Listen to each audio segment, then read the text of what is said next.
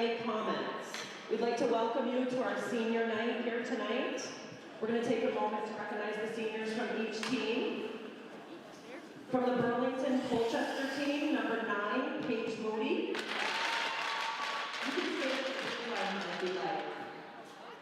Number 21, Erin Boyd. And number 22, Rashawn Scott. Congratulations on 4 years of hockey girls love more. And now for our BFA Comet seniors. The Comet family would like to recognize the senior Comets and their families for their commitment to our school and community. Each of these individuals have exemplified the Comet spirit during the last 4 years. Records do not account for relationships made or lessons learned while playing a sport they love. Each of them have left a positive mark on our team. Rachel, Faith, Liz, Reese, and Sophie will continue to find ways to positively impact the people around them and be successful long after graduation from BFA.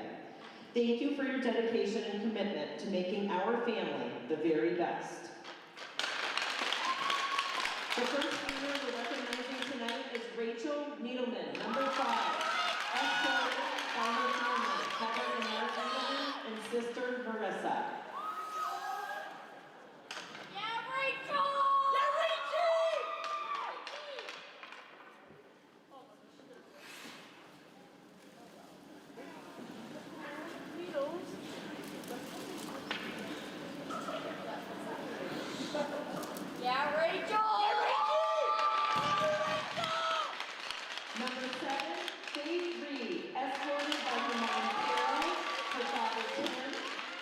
And her brothers Mason and Mackenzie Reed.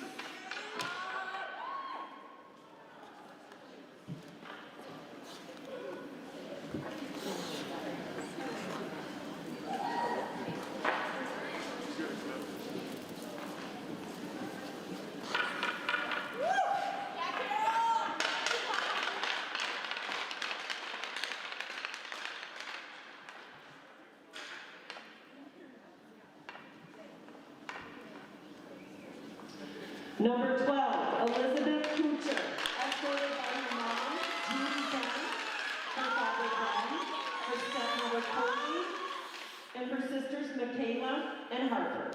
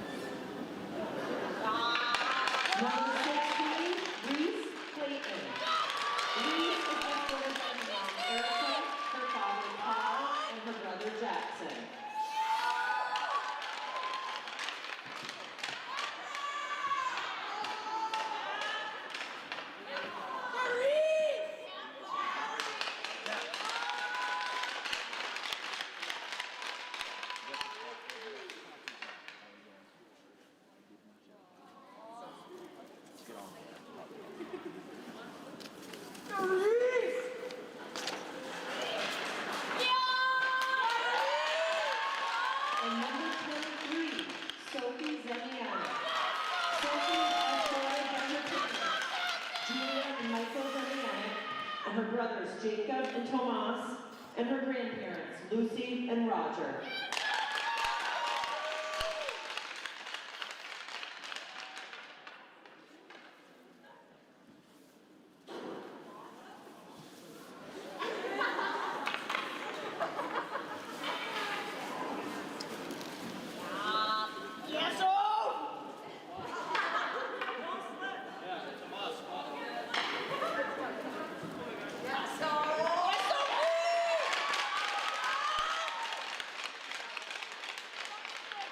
Congratulations to all of our Comet seniors and our SeaLakers seniors. Enjoy your game. If you could join your respective teams for the national anthem now.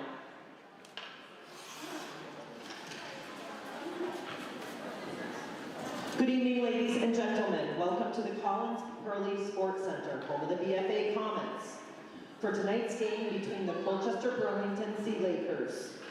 We expect good sportsmanship from our athletes and spectators while playing at the Sports Center. Please refrain from making inappropriate, disrespectful, or insulting remarks at players, coaches, officials, or fans.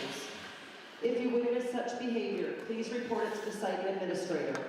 Failure to abide by our expectations could result in your removal from the complex property. We hope you enjoy this game and your stay here tonight as our guests. The officials for tonight's game are Mr. LaFleur and Mr. Fellows. Please remove your hats for our national anthem. I apologize, I'm supposed to do the starting lineup. Starting lineup for tonight's game, number 31, goalie McKenna Montgomery for the BFA Comets. Number 5, Rachel Needleman, defense. Number 23, Sophie Zemianek, defense. Number 16, Reese Clayton, offense. Number 7, Faith Reed, offense. And number 12, Liz Kuchar, offense. For the SeaLakers, goalie number 33, Paige Cadega-Ryan. Defense number 9, Paige Moody. Defense number 17, Georgia Wolf. Offense number 22, Rashawn Scott. Offense number 15, Brooks DeShaw. And offense number 13, Nora Moody.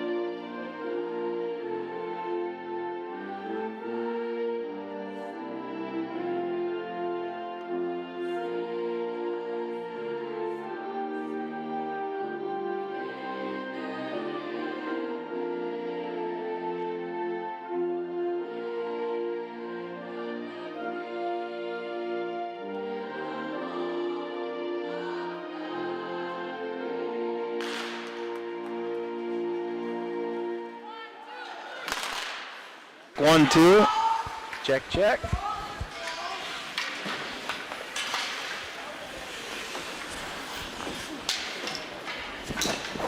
Well, welcome to senior night here, Dave, at the complex. We're visiting Colchester Burlington SeaLakers. Will come in and try to knock off your number 1 undefeated Comets right before the playoffs start next week. What do you think? I think there's a lot of emotion out here tonight, and I think it's going to be a real tough battle for Colchester SeaLakers, but they've got a real good goalie in net. They're up for the task. They got some good young skaters. Yeah, last game at Letty about a month ago, a little over a month ago, it was a close game. We talked about that before. The Bodega Ryan, if I'm pronouncing that right, she did a nice job. Certainly keeping things at bay. So I don't expect anything different tonight. No, the last game we saw them, they actually had a freshman in net. Okay. Which was Leah Boyd. Not as much experience as Cordega Ryan, who was in net last year when they knocked the Comets out of the playoffs. That's where I've seen the name. That's right. We're gonna need for a good test for the girls today. Should be interesting. BFA Coach Rouleau and Coffee starting their seniors. Very nice.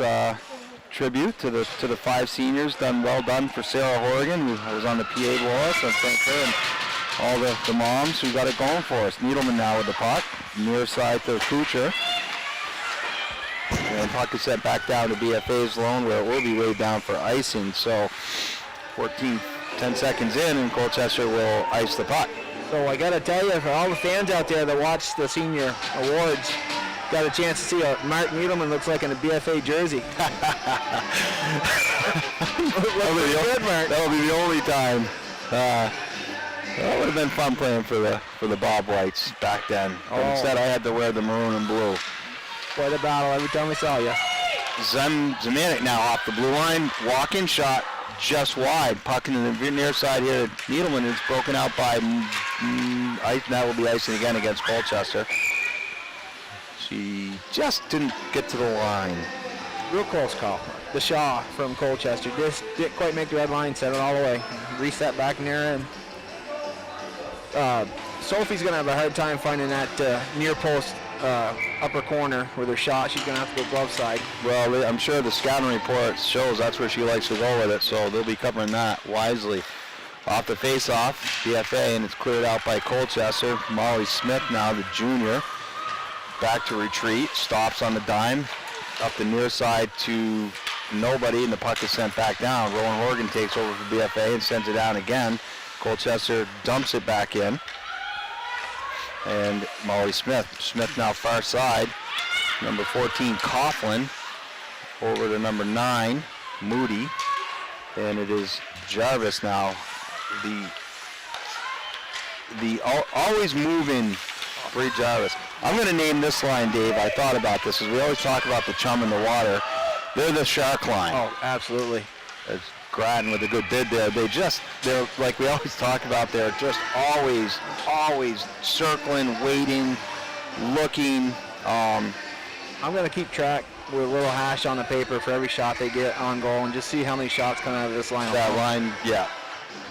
One by Colchester. Zemanek now from the blue line steps in, and it is nice save by Paige Kodega Ryan. Number 30. They announced it as 33 on the beginning of the game, but it's number 30. One by BFA again. Zemanek now blocked nicely by Colchester, but the rebound, Kodega Ryan with the save.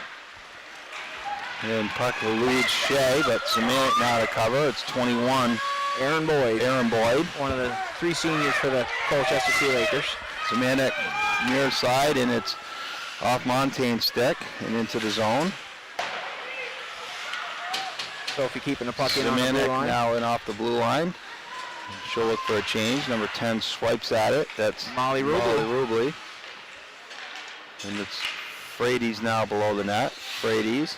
I believe her brother is on the boys' Colchester Lakers team. That's very standout player. Puck now down low in the corner, and it's taken off the stick, and Colchester will ice the puck once again. So with 12:45 left, they've and if you're Colchester, that's what you got to do. You got to take as many icings as you have to. You'll see, and, I mean, they feel pretty confident in what they have in net today. You'll see Paige will stay down in the butterfly position. She's a tall girl. She covers most of the net in that position. So the girls just got to get her moving side to side for success. One by BFA, and Frady's now to the middle of the net. It's kicked aside by Colchester. Frady's with the puck below the goal line, waiting, looking for help, sends it nowhere, and it is, can't catch the number. DeShaw broken up nicely by Needleman here on the blue line. Rachel now waiting, off the wall to herself, and Fersen will take over. Up to Frady's, and Frady's over the offensive blue line, broken up by 17, Georgia Wool. Wool with the puck still, sends it up the near side. It's kept in. Good job by Needleman by BFA. Wool still with the puck, and it's the shark line. Yeah, Jody Grattan's all over the puck, as always. Relentless pressure. Right up to Needleman here at the red line. She'll dump it in, and they'll go to work again. They'll throw the chum in the water and see what happens. Good pressure by Bliss and Jarvis with a pinch, but the Colchester manages to squeak it out of the zone, sending it all the way down. They waved off. All fellows waved that one off. Maybe thought the BFA could have touched up on that. Colchester skating well, just not a lot to show for it. Yeah, not a lot going on either side of the puck, really. They've got some really young skaters that really skate well, like this Fiona McHugh, number 8. You'll see her a lot. And they did a good job of getting behind our defense last game. What a save by Gotega Ryan there on I believe it was Jarvis. She just stays down in that position with the butterfly, and she covers so much. You got to get the puck up in the air. Nice move by Grattan. Still Grattan with the puck. Turnaround shot. Another save by Gotega Ryan. Grattan all over the puck. Up top to Horgan. Horgan walks in. It's blocked. This puck will be sent wide. Reed on it now. It's chipped out by Colchester. Ayla Shea will take it and throw it back in, and BFA will go to work again. Seneca Lamus going into the corner and giving pressure to Molly Rubley. Good job by Faith Reed supporting. Seneca Lamus to the net, to Frades, and it's wide. Mia Delorier now getting a shift for BFA. Delorier over to Zemanek. Zemanek off the wall to herself. Nice play by Sophie. She'll gain the offensive blue on her forehand. Zemanek hooked to the net, no call. See, that move there, she had Paige moving right to the left, and she was coming up out of her crouch, 5-hole wide open. Just missed it. Yeah, I like the playoffs coming off her weak side to cut to the middle. Yeah. Gives her a lot more shooting angle to look at. That's 21 now. Aaron Boyd. Boyd down into the corner. Looking to get it out in front, but it's broken up nicely by Mia Delorier, and she'll chase down, but Lamus to help out. And Maddie Montaigne will take over on the near side. Montaigne, one move, but it's kept in nicely by Colchester. Good pressure by Gussie Guyette. A nice play by Zemanek up to the middle of Fersen. Fersen's got some room, and she'll chip it in, and BFA will go to work.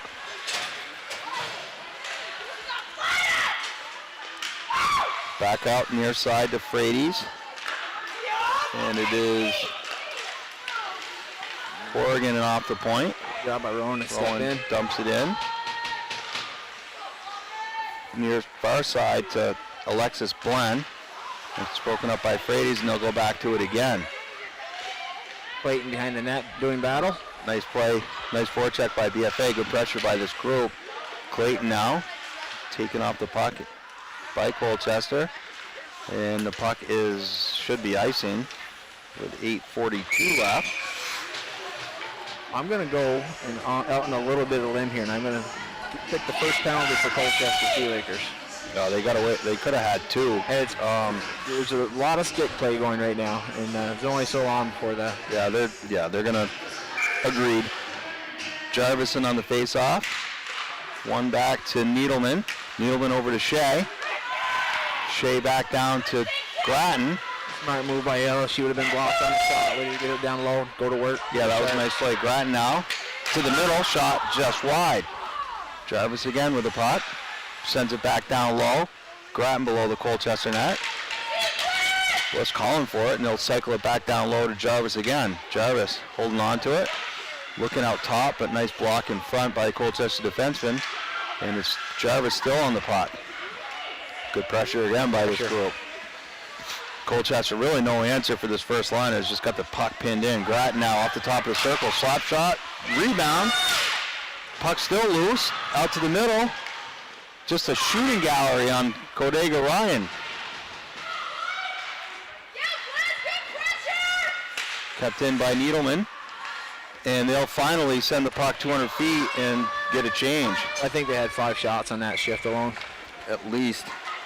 The cycling was relentless again by that group. Yeah, the Lakers did a good. SeaLakers did a good job keeping them below the goal line. They're walling off, but that's also going to leave our points open. So, yeah, you'll see that develop. I think they've taken away some of the point space where I haven't seen that yet. So maybe by cycling the puck down low, they'll open up some points. space. Got to spread out wider to the boards, and they'll get their opportunity. Because they're doing a good job taking that middle away again.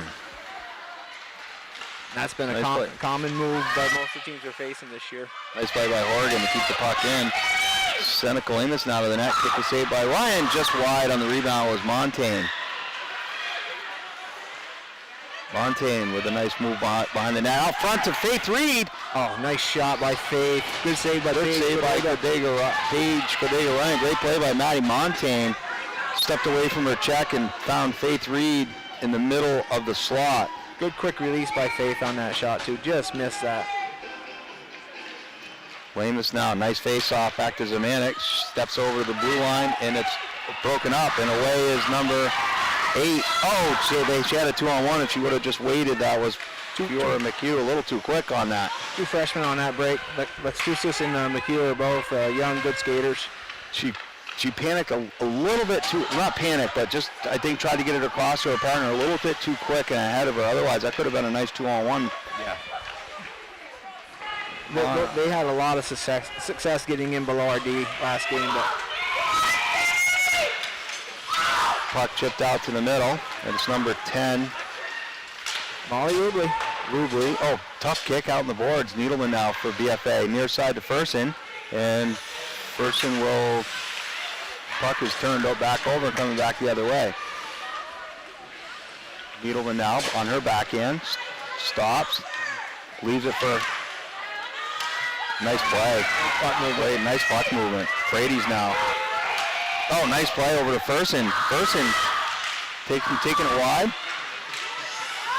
Got Needleman up at the point. Needleman back down low to Fersen. Just over her stick, and Alexis Glenn now with the puck. Molly Smith for the pinch. Good job. And it is BFA now with the puck in front. Oh, Clayton. Oh, just wide. Nice move back through the legs. Frady's with the puck. Got back up to the point to Needleman. Needleman to the net, and it's just wide. Good pressure here by this group. Clayton and Fersen working them over down low. Clayton leaves out for Frady's, who wins the puck race. Frady's and number 22, Mercia do battle. And Colchester will once again ice it 200 feet. Great puck movement by that line. One of the things I like that Luke and Jeff do with the defenses always have they're playing with different players and they're comfortable playing with one another. So, I mean, that's a great problem now. They're rolling 5-6 defensemen, and often they have different partners and they're comfortable with playing with one another. It's great, especially you get into problems with like penalty kills. Correct. Running your power plays a little extra. It's good to have that option, and these girls are all comfortable. Yeah, doesn't matter who they're playing with. They look to be comfortable with one another. Horgan now to give chase on that. Brooke Deshaw with the pressure. Up to Bliss, and she'll send it down, but it's broken up by Wool. Wool will send it to Horgan, who kept the puck in. 4:35 left in the period, 0-0. Colchester hanging in there. Look like Colchester will play Essex in a first-round game. I think that'll be a pretty good game, the 3-6 Colchester's matchup. record it just doesn't really explain what this team can really do to you. No. They're a much better team. They're a sleeper team in my book. Oh, nice play by number 4, Pullen behind everybody. Shot saved by McKenna Montgomery. Nice play. And there's tough collision with tough collision, yeah. Anytime the lower body like that, the legs get tangled up. You gotta watch it. Jarvis now with the puck. BFA spending what little time in their own zone. It's now Jody Grattan against Moody. Grattan to the net. Nice play by Jody Grattan. Oh! What a great individual effort by Jody Grattan. That's how you're going to score on Paige Bodega Ryan. You got to get her off the post, moving the other side. Jody did a perfect job. She's got to go east to west, and Moody did a nice job keeping her to the outside, but Jody just crossed over one extra time, pulled the puck wide, kept it on her backhand, and slid it down below. It's just such a strong move. She went in, she got her edge, and she just went right through 3 girls. Nice backhand. Patient.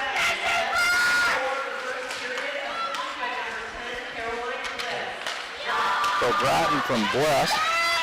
Montaigne now with the puck over the blue line. Leaves for Lamus. Seneca to the net. And it's Montaigne. Back up top is Mia Deloria with it. She'll send it back down low. This line right here is doing a really good job of trying to imitate the cycling of our shark line. Yeah. We call them the minnows, I guess. Minnows, yeah. But they're definitely You got the great Well, white Maddie signature. Montaigne having a really nice period, causing a lot of disturbance down low. Now a tough turnover for Colchester. Save, Bodega Ryan. Nice shot by Nice shot again, and it's cleared out in front. Zemanek now to the blue line. One nice move around the defender, waiting, stopping to the middle, and I can't see who that is. That might be Maddie Montaigne. Got tied up there. Hopefully she's okay. She's had a great first period. Telling the trainer to stay off. She's up, so that's good news. Montaigne's a tough breed right there. She's a strong girl. And Maddie's been all over the puck the first period, so no loss is positive at this point. Just a tap on the back. She's ready to go next line. Won by nobody. Oh, puck came out. And Colchester will take over. Wall. Up to Shea. Shea leaves for Frades. Oh, nice play. Frades to the middle. And she'll end up back up with the puck. Frades towards the goal. Kick to save by Bodega Ryan. And looking for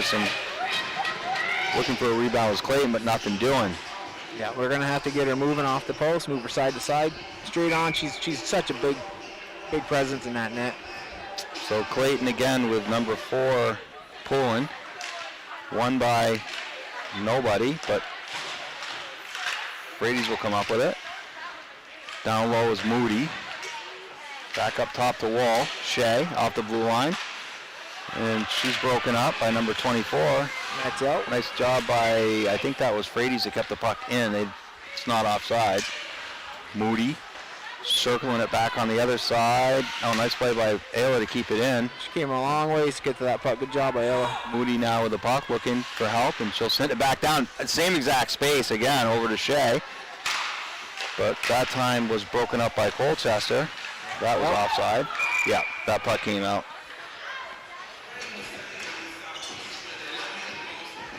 Looks like the Lakers are running 2 lines. Yeah, because most teams run. That's what they, again, same old. Yeah. BFA is just running 3-4 lines at them, and eventually that's got to bend, will break. Grattan sends the puck in, where Jarvis will give chase. Bliss coming on the other angle, so there's no winning path for the Colchester team on that one. No, not with this speed. Abigail Wheeler coming out of the zone with puck, pushing it up. The Shaw doing battle on the blue line. And, shoulder to Bliss. Bliss is laying. Dragged around. Well, her stick's caught underneath her armpit, and still got the stick.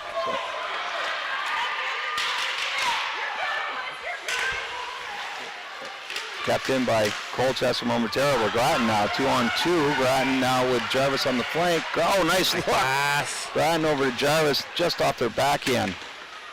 Left for Grattan.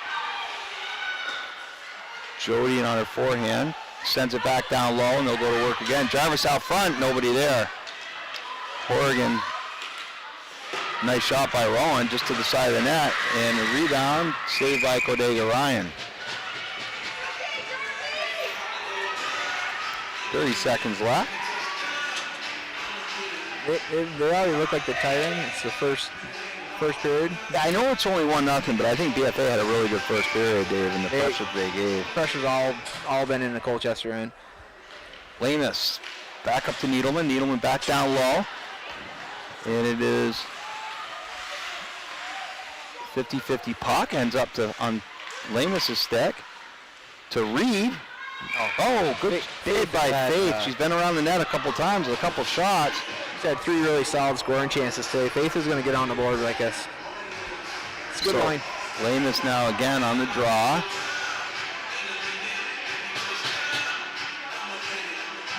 Not sure what the conversation is over at the bench. The referee staying.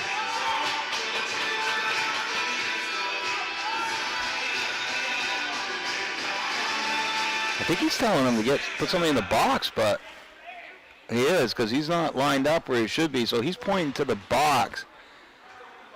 Put somebody in the box. So I think something came off the bench. Something came off the bench the form of a bench minor. So 16 seconds. So that's when you really got to be, as a coach, careful how you frame your questions. Well, they haven't put any time up yet, so they got to put the time up on the clock, which they're waiting. So Lamus now to Needleman. Needleman to the net. Kick the side. Thought she might look over to Zemanek on that, but it will be iced. Mark, that's a Needleman right there. Shooter's got to shoot. But she should have. never wrong with shooting one, but Sophie was pinned up there for the one-timer.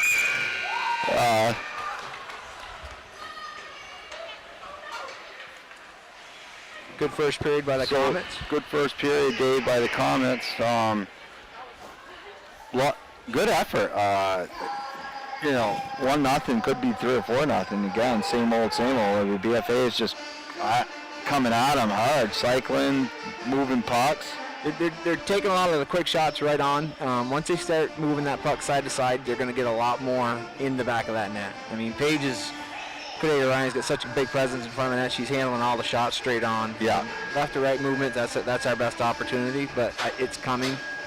All the pressure's been down in their end. Yeah, I think, that's where, again, that name came, Cordelia Ryan, and that took me back to the quarterfinals a year ago where I talked to Coach Coffey and Rulo before the game. I said, guys, they said, I'd love covering the games, but Jeff looked at me, he's like, good, thank God, you haven't won one with me doing the quarterfinal game in a while.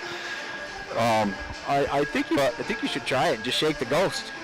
No, I'm good. But that said, publicly, though, I'd like to, my daughter being a senior, take a minute and shout out to Coach Luke and Jeff, and what a great job they've done. Again, you always say the wins and losses, set that aside. It's what they bring, individual character of the kids, and again, what keeping them on task throughout their 4 or 5 months. And that goes for saying with all the coaches, not just the hockey. Hats off to, and I'll just point out Ben Marlowe and Mary Pipes. This is my daughter, plays soccer and lacrosse too. As a parent, I know a lot of parents feel the same way I do.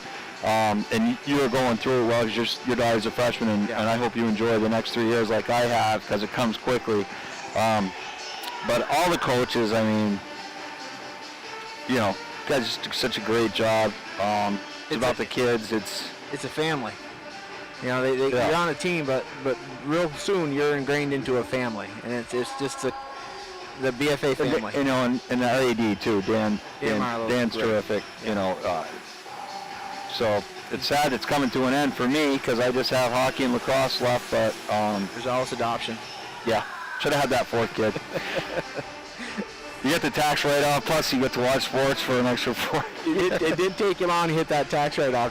Johnny Lovely, give us a call. We're going to need to need another, more. That's it. So I just want to take a second and thank the coaches, certainly, and also Chelsea and Aaron and Benny L now joining the crew. But on the other side, Molly DeMasi, again, her sister Maggie coaches Seaview.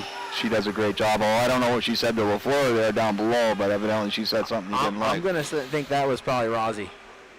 Probably. I would say that would probably be my guess. But either way, we will see everybody back here in about 7 minutes.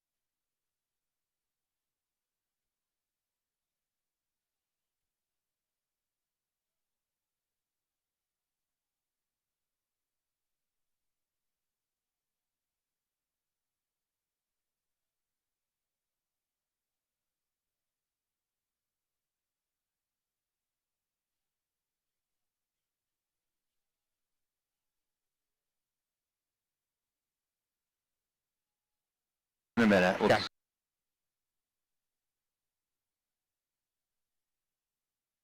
Welcome back to senior night as the BFA Comets are trying to keep their train going. Right now it's at a heavy presence in the other end, which is great. The ice is definitely tilted. They'll have to make sure they got the ice good at that end. Again, I always brag we have the best ice in the state. Our guys down, they do a great job down below maintaining the ice. I don't think I gave him a shout out yet this year, but hats off to Mark Deso and his crew here at the complex. They do the ice is all. Look at how good that ice looks. It's beautiful ice. I've never tripped over the blue line here. Can't say that every. I don't know. I can't remember the last time I skated on this rink. It's been so long, but. I was told that once I stopped skating on the rink, they put a lot less water on, there's less grooves to fill, which is I can understand that. So again, moving ahead here, the Comets will find themselves on a power play as minute 45. As one of the coaches did a no-no on the bench. We won't mention any names, Dave, but he's definitely closest to us. He used to be a scratch golfer, I can tell you that. It's like the Shark line is going to come. The number one power play line going to be out on the ice? Yeah. They'll start that first group. So we'll see how it goes here. Let's have a little before the puck drop. Shout out to our sponsors here: Northwest Orthopedics, Collins Pearly Sports and Fitness Center, Barrett Ford, JC Image, and Handy Toyota. If your business would like to be a sponsor for Northwest Access TV sports coverage this winter, please contact us at 802-782-8676. And that's Bliss now. Bliss below the goal line. Waiting. Back to leaves for Grattan. Grattan near up the near wall. She'll leave it for Zemanek. Zemanek skates in over the top of the dot. Oh, good look over to Jarvis just off her stick. Bree now with the puck. Sends it far side to Grattan. Near side over the net. Good look. Smith now off the blue line. Molly down below the goal line. Leaves for Grattan. Grattan at the hash mark. They'll try it again. She'll hold on to it this time. Grattan far side to Jarvis. On the other side of the umbrella, now Jarvis will leave for Grattan. 57 seconds left in the power play. Grattan leaves for Zemanek. And she's handled by Poland, but Zemanek far side. What is in, out? What do you got there, Dave? I think that was in, out, but I think Paul might be calling nets off. Wow, net that was off. a great look. I thought that looked like it was in, out. That looked like that might have been in and out quickly. I think Kodega Ryan pushed off the post to cross, and she knocked it off his peg. I thought it came in and out, but that was a great play. Oh, good puck movement, good looks. They'll try to set that up again. I like the communication going on there. So Jarvis now on the face-off and won by Jarvis. They've got 50 seconds left, Dave, so we'll see what happens here. Off of number 14, that had to hurt Hannah Coughlin with the big block in front. Not sure if that was Hannah Coughlin or Caroline Bliss. I think it was Coughlin that took the puck off the back, but that was a big shot by Zemanek. BFA one more rush for Jarvis' stick. She'll hunt the puck down. Below the net is Jarvis. Leaves for Grattan. Grattan now below the goal line. She's got Zemanek up top here calling for it. Back she'll leave for Smith. And just inside her skate. So that should probably do it, Dave, for this power play. Jarvis off the top of the point is Grattan rebound. Oh, what a save by Kodega Ryan. Back to Zemanek.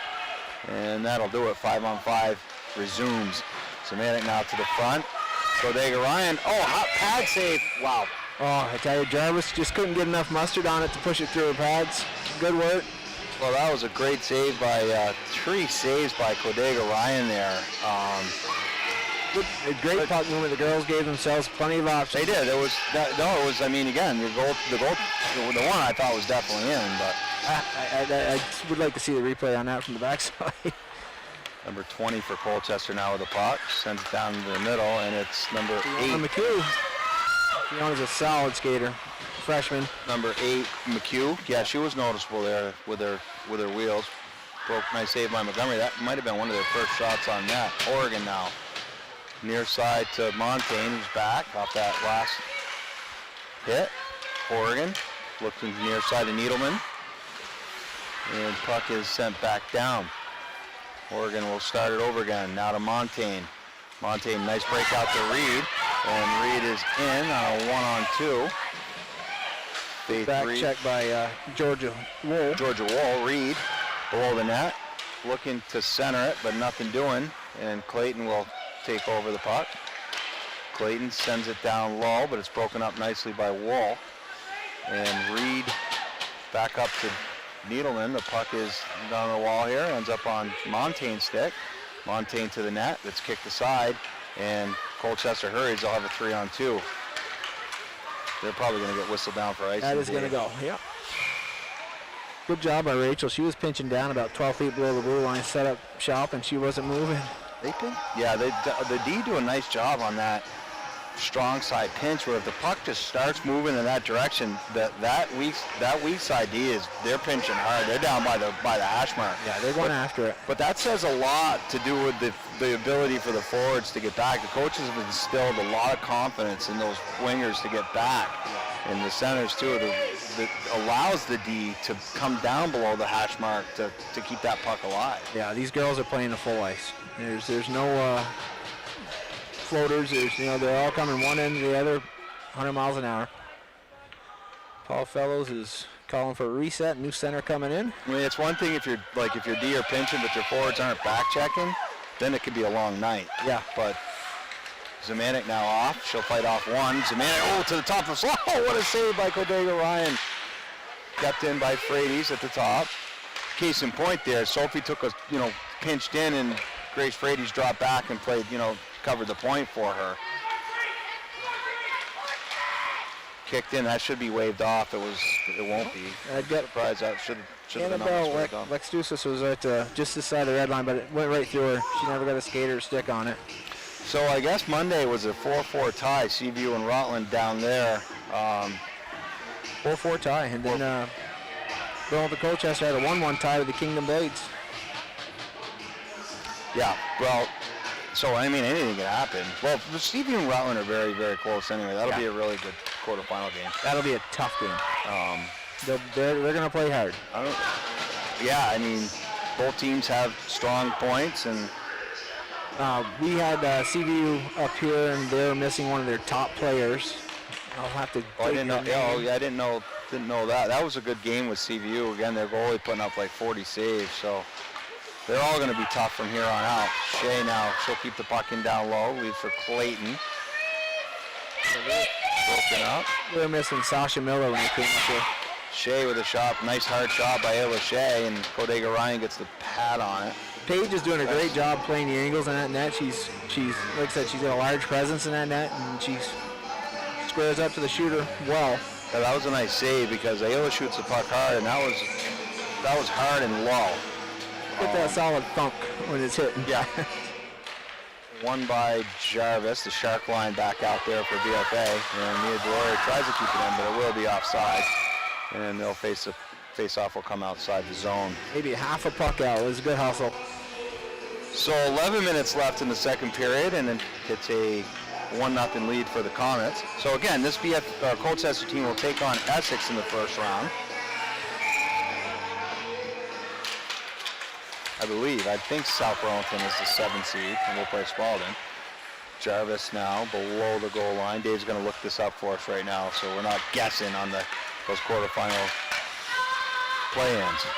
It's number 15 to the net, and it's Jarvis with a nice back check by Jarvis. Leaves it for Grattan. Grattan on a one-on-one. Jody taking it to the backhand. Around to the net, and nice look to the front. Kicked aside. Nice back check by Grattan on number 15. He comes up with the puck again. Bliss now. Backhand, forehand. Bliss shot, save. Comes out to number 13, Norma Moody. But again, Grattan with the puck still. Great shift by the junior. Jody Grattan now. Oh, what a move. Inside out. Grattan on her backhand. Oh, to the net. Just kicked aside. Brooke DeShaw now with the defensive play. To Smith over to Needleman. Needleman will send it back down in, and Montaigne will give chase. Moody on the puck for Colchester. Oh, nice forecheck here by Seneca Lamus. Oh, puck just gets off her stick, and Colchester will break out with the puck. That's number 10. Rubley. Molly Rubley.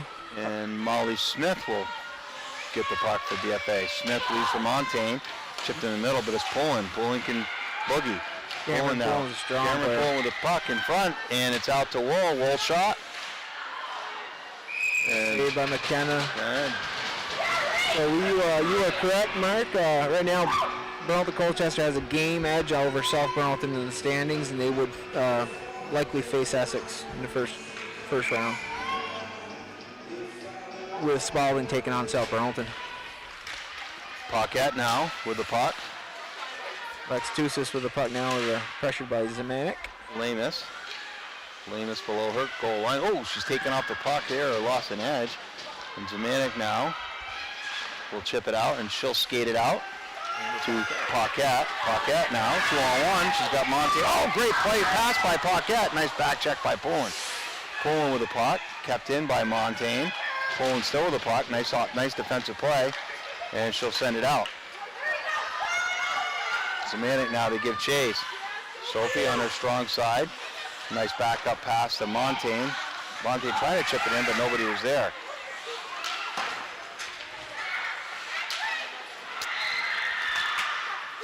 Georgia Wall pushing a move in.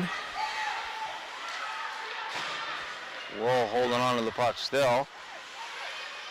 And she'll leave it down below the net for 13. Nora Moody. Paquette now with the puck.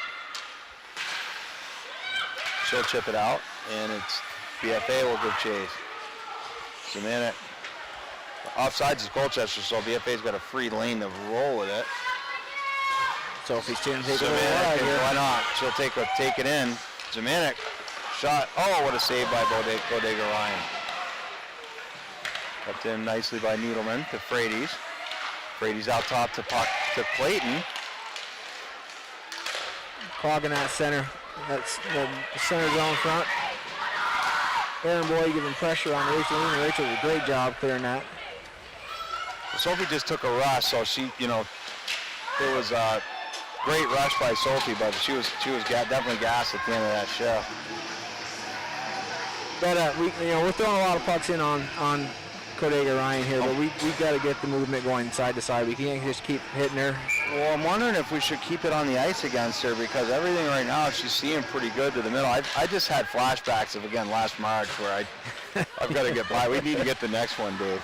I mean, low shot would be good because her stick does seem to rise up, leaving her 5-hole exposed, but everything 6 inches up is covered. Well, that's now Grattan doing battle below is Grattan. She'll leave it for Jarvis. Jarvis taking up the puck by number 19. Wheeler. And she'll send the puck over to Smith. Nice play by Molly Smith. We were just talking about the D coming in. She's taking off the puck, but she'll hold on to it. Nice battle by Cameron Pullen. I like Pullen. She's very aggressive, and especially for only a sophomore, she's not afraid to get bounced around. I do know Cameron's played a lot of spring hockey with a mixed league, boys, girls, and so she's not unfamiliar with the battles with banging bodies. Oh, the Shark line getting another good scoring chance here is Bliss hit him right in the square to the chest. Easy. Same sequence we're seeing every team we're playing in now. They're clogging the whole front of the net. Bodega Ryan squared up to the shot. We got to get the puck movement going a little bit more. Spread the girls out. That was another bullet by Sophie, right on her pads. But that's Clayton now with a nice backhand shot. Everything right to the middle. Well, we just got, again, just to keep, to reiterate the dirty areas, and we've got to get there. We've got to get there to them. But the sustained pressure we're having, I think McKenna had 1 shot the first period. She's had 1 shot, maybe 2 shots this period. So that's now Grace Frady. She'll send it in. And it is kept in by Zemanek. Another good push with Clayton covering on the blue line for her. Ayla Shea now with the puck for BFA. Shea. Nice pass off the Nice boards. play by Ayla. Good look to Fersen, but nothing there. And it is Moody now. Moody with the puck. Blocked by Zemanek.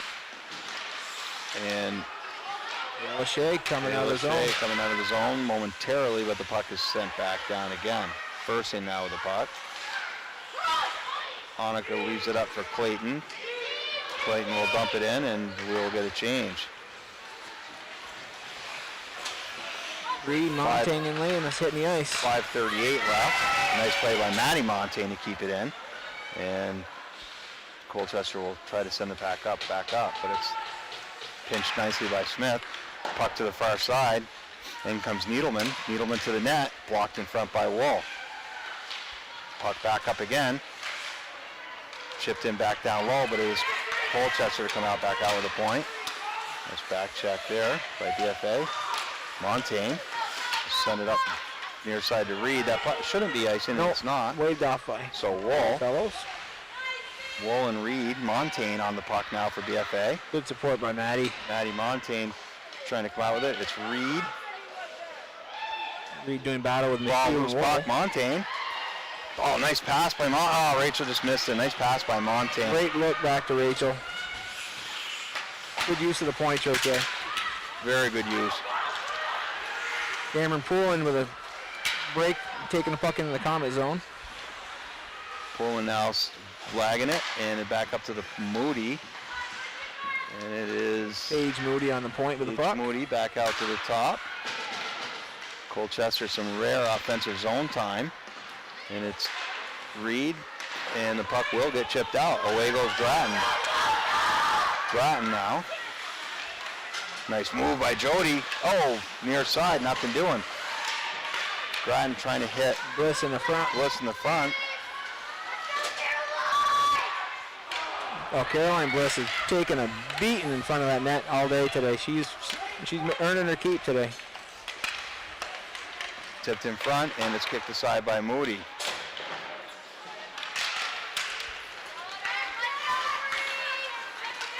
Oregon now with the puck. Pressured by Brooke Bashaw. And it is Jarvis. Puck chip near side. Bliss throwing it back in. Rowan Horgan back checking for the puck. Pressure. Nice play, and she'll send it up to the middle. Nobody there. And it's I thought that was outside, but Bliss. Oh, she just got back. Just got back on a turnover by Colchester. So just left the puck for Bliss, who was in alone. Bliss now still with the puck, still bouncing everywhere. Puck is just. Oh, it's not even. Still not covered it. So 3:04 left in the second period. Colchester hanging around. There was, I think, a total of 3 bodies in that net. I don't think it had any room for the puck to get in there.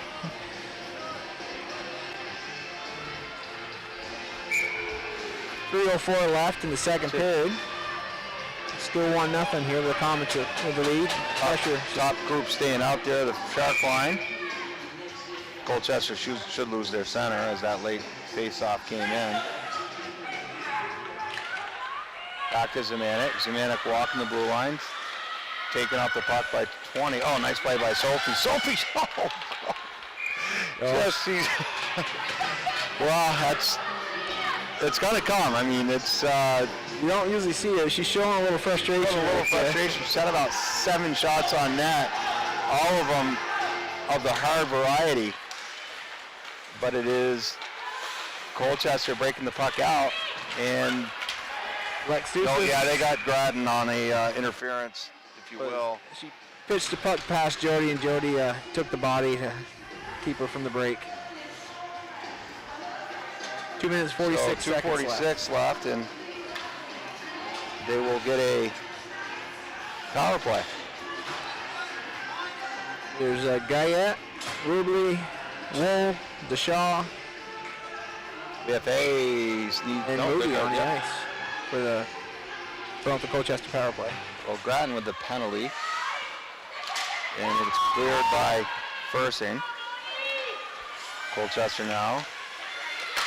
Broken up by Clayton. Nice play by Reese Clayton, the senior. Good bid to the net. Colchester now kept in nicely by Sophie Zemanek. And it is Shea with the puck. Shea will send it to off of number 18. Oh, Fersen with a nice move. Fersen. Nice job, Great bid by Annika Fersen. Great kill. They just can't seem to get the puck out of the zone. Good penalty kill by BFA. You sure that's a penalty kill? I don't know. It looks like 5 on Looks like 5 a power play right now. These girls are really. Colchester just slapping pucks. That's going to be an icing, I would think. We're waving it off. The Shaw giving pressure to Ayla Shea, and Ayla is reversing direction. Nice play by Ayla to Zamanek. And Sophie will send it 200 feet. I'm not sure they had their first group out, Dave, whether they were tired or... Because I didn't see 4 out there or 17 on that first power play. My guess is they were probably tired from their shift previously. Here's 4 now, pulling. And it is Zamanek now. She had a little collision with Seneca Lamus. Cameron pulling. She's slow to get up, but she is up. Just one of those bodies colliding, crossing through the same spot at the same time. Seneca is one solid little girl. Yeah. Jeff's calling it for outside, and it should be because the Colchester went down, their player, and that's the right call by Paul Fellows. Coach Rulo calling out from the bench. Give that one an assist to Jeff.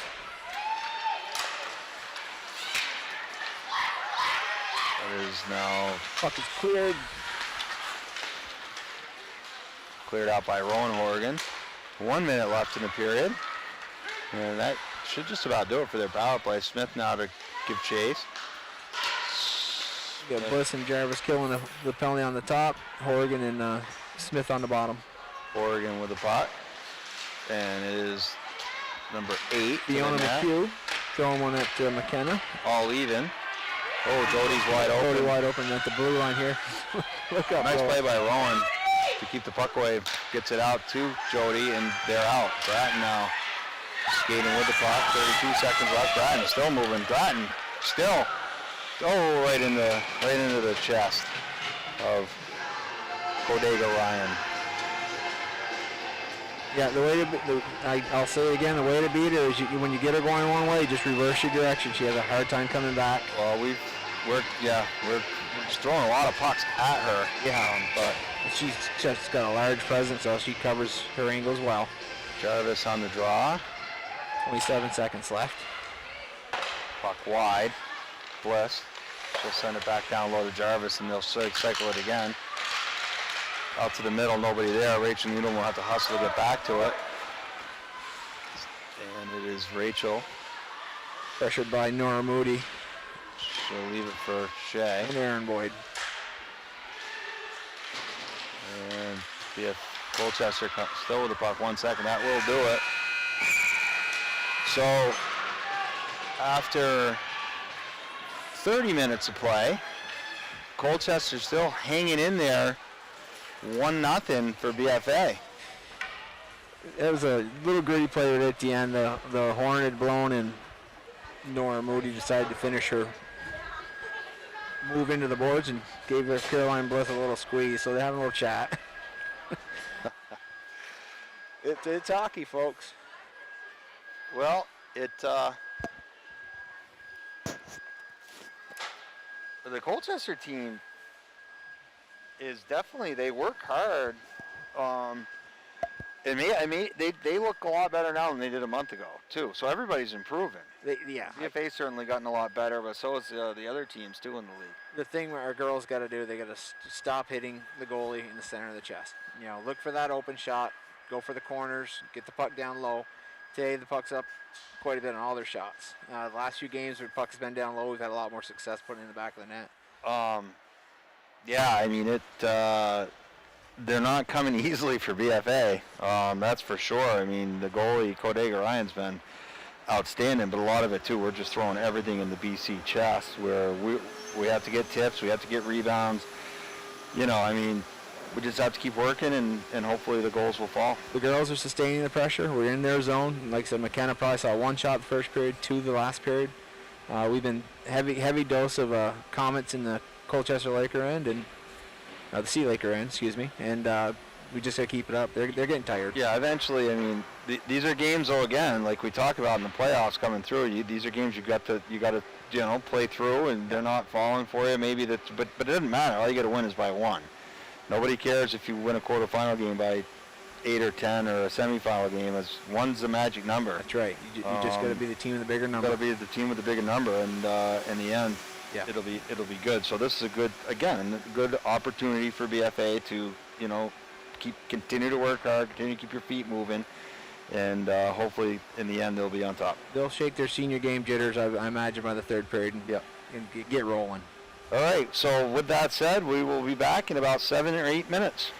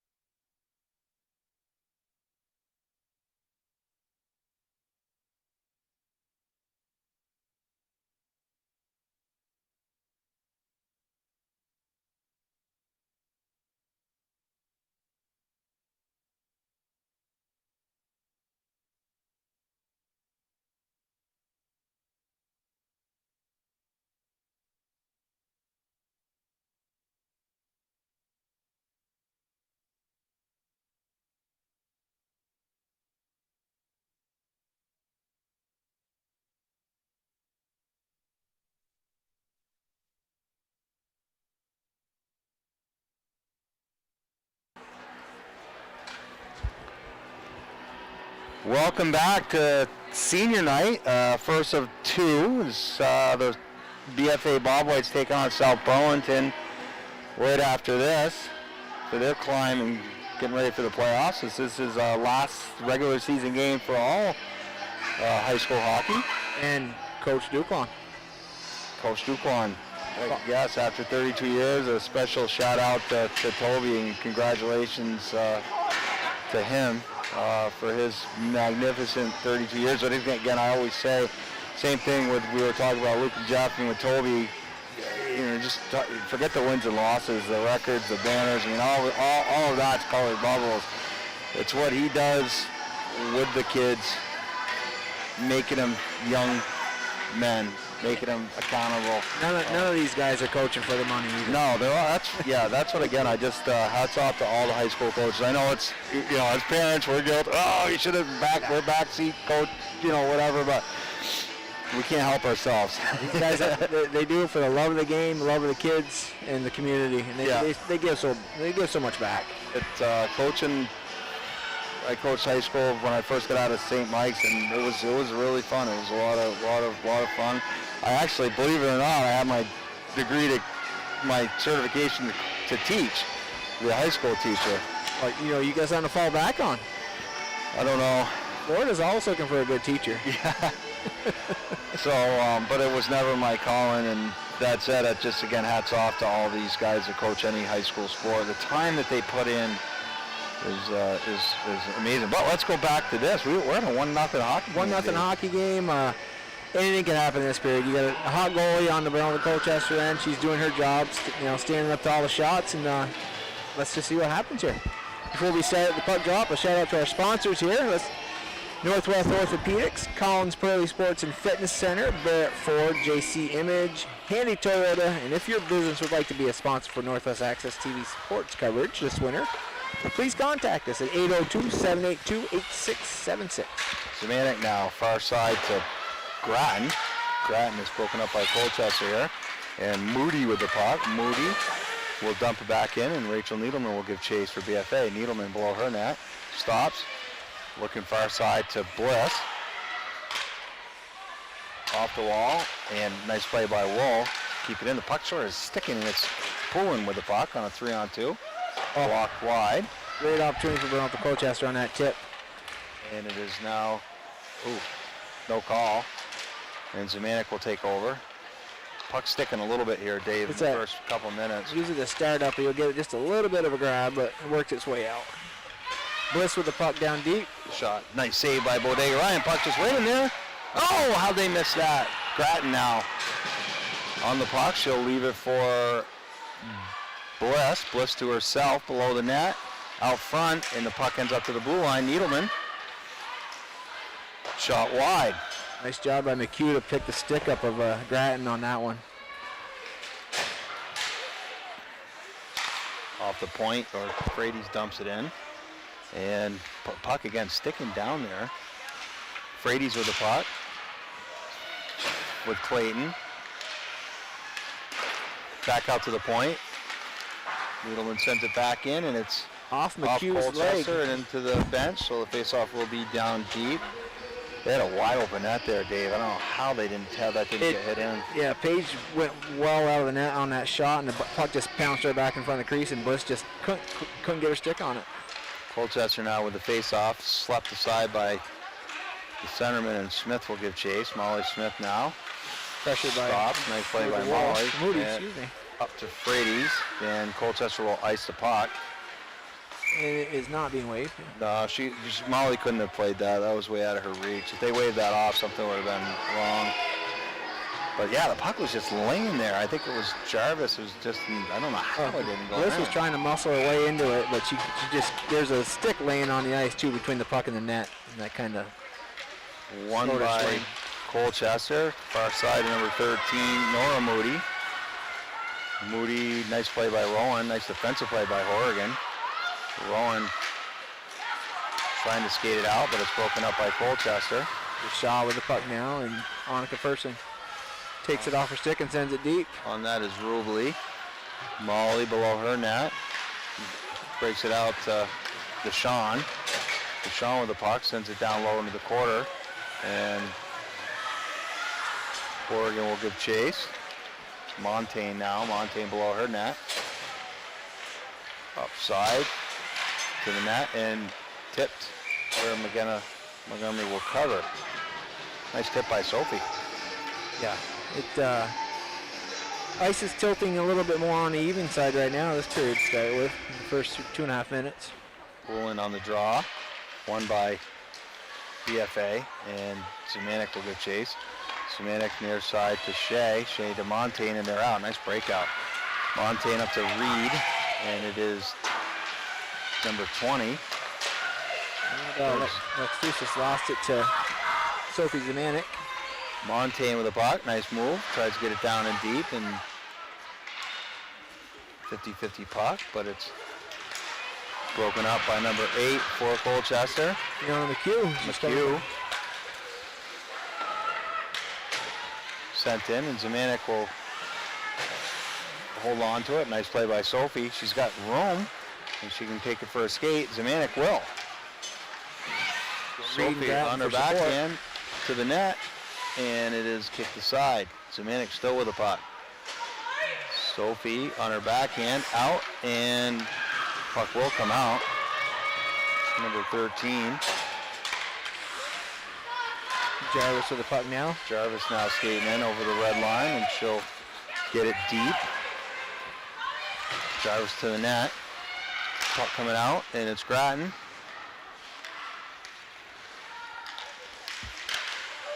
Grattan turned the puck over in the top of the slot, and Deshaun will skate after it. Needleman now. Rachel.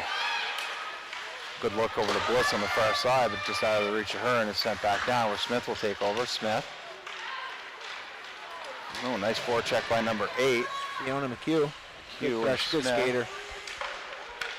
Smith now stops and goes back the other way with it. On her knees, and she'll get up.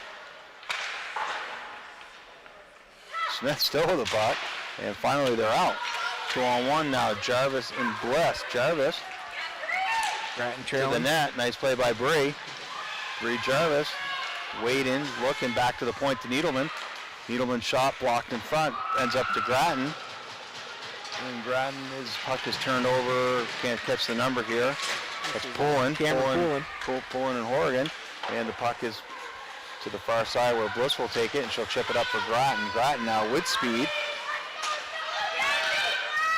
And Wool will take it from there. Grattan and Wool down low. Reese Clayton down the corner with the puck battling. Moody. Back to Moody, and it's kept in by BFA. Needleman to Ferson. Ferson hooked. No call. And Liz Butcher now with the puck. Liz off the wall. Puck is still loose. Good shift by BFA. Good pressure. Moody now. Nice play by Clayton. She'll keep it in. And it is Moody and Clayton. Back up to the point to Needleman. Needleman down to Ferson. Ferson shot. Oh, just wide. Nice Great play. opportunity. Nice play by Annika. Still with the puck is Clayton. Reese. Nora Moody doing a big checking job on Reese Clayton, running her to the outside. Puck is still down in the BFA zone. Wall. And she'll send it to, I didn't see what just happened, but it was clearly behind the play. That was, I think, a frustration.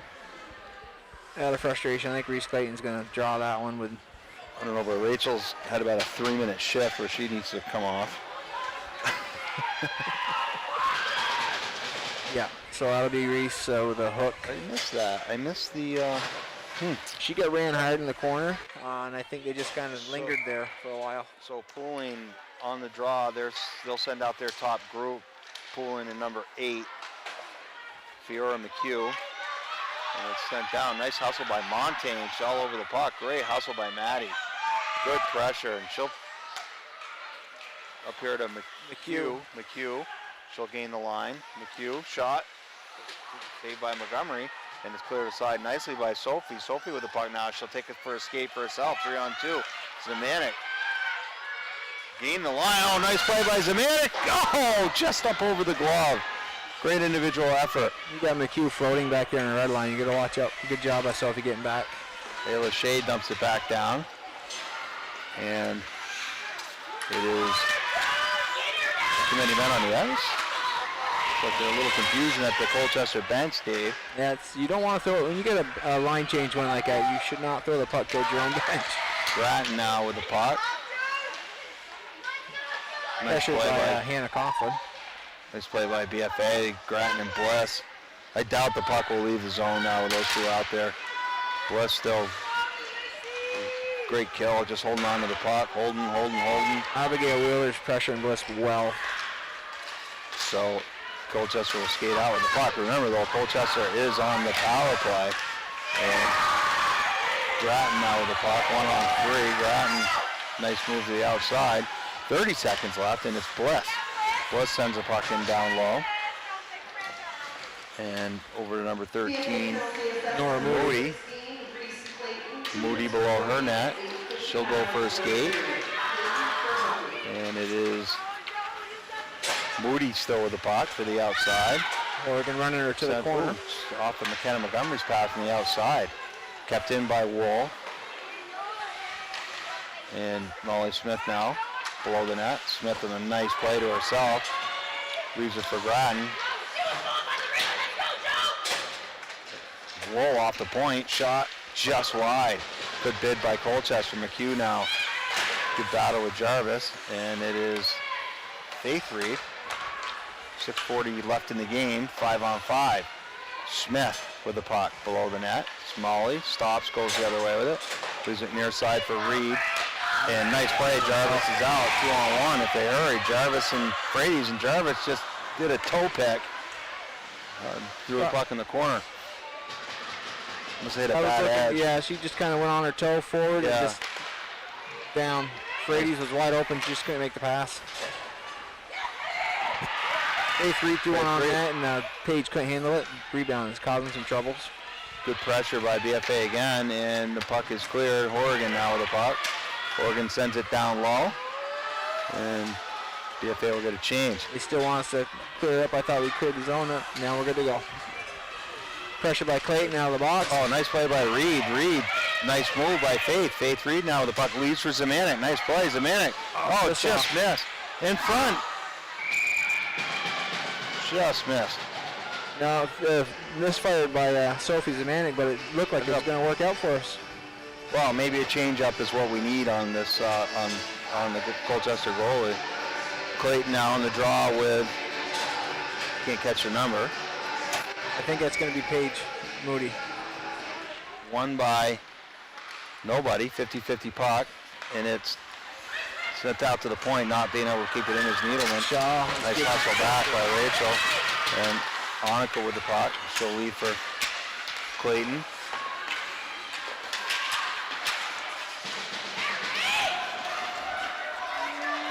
Rachel did a good job of holding We're just watching the battle below us. Clayton now misfires, leaves it for Paquette. Paquette saved by Kodega Ryan. good pickup by Amber Paquette and throw that puck on net.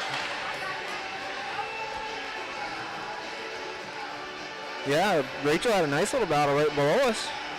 Could have gone, thought they were going to toss them both, but refs let them play. Playing hockey.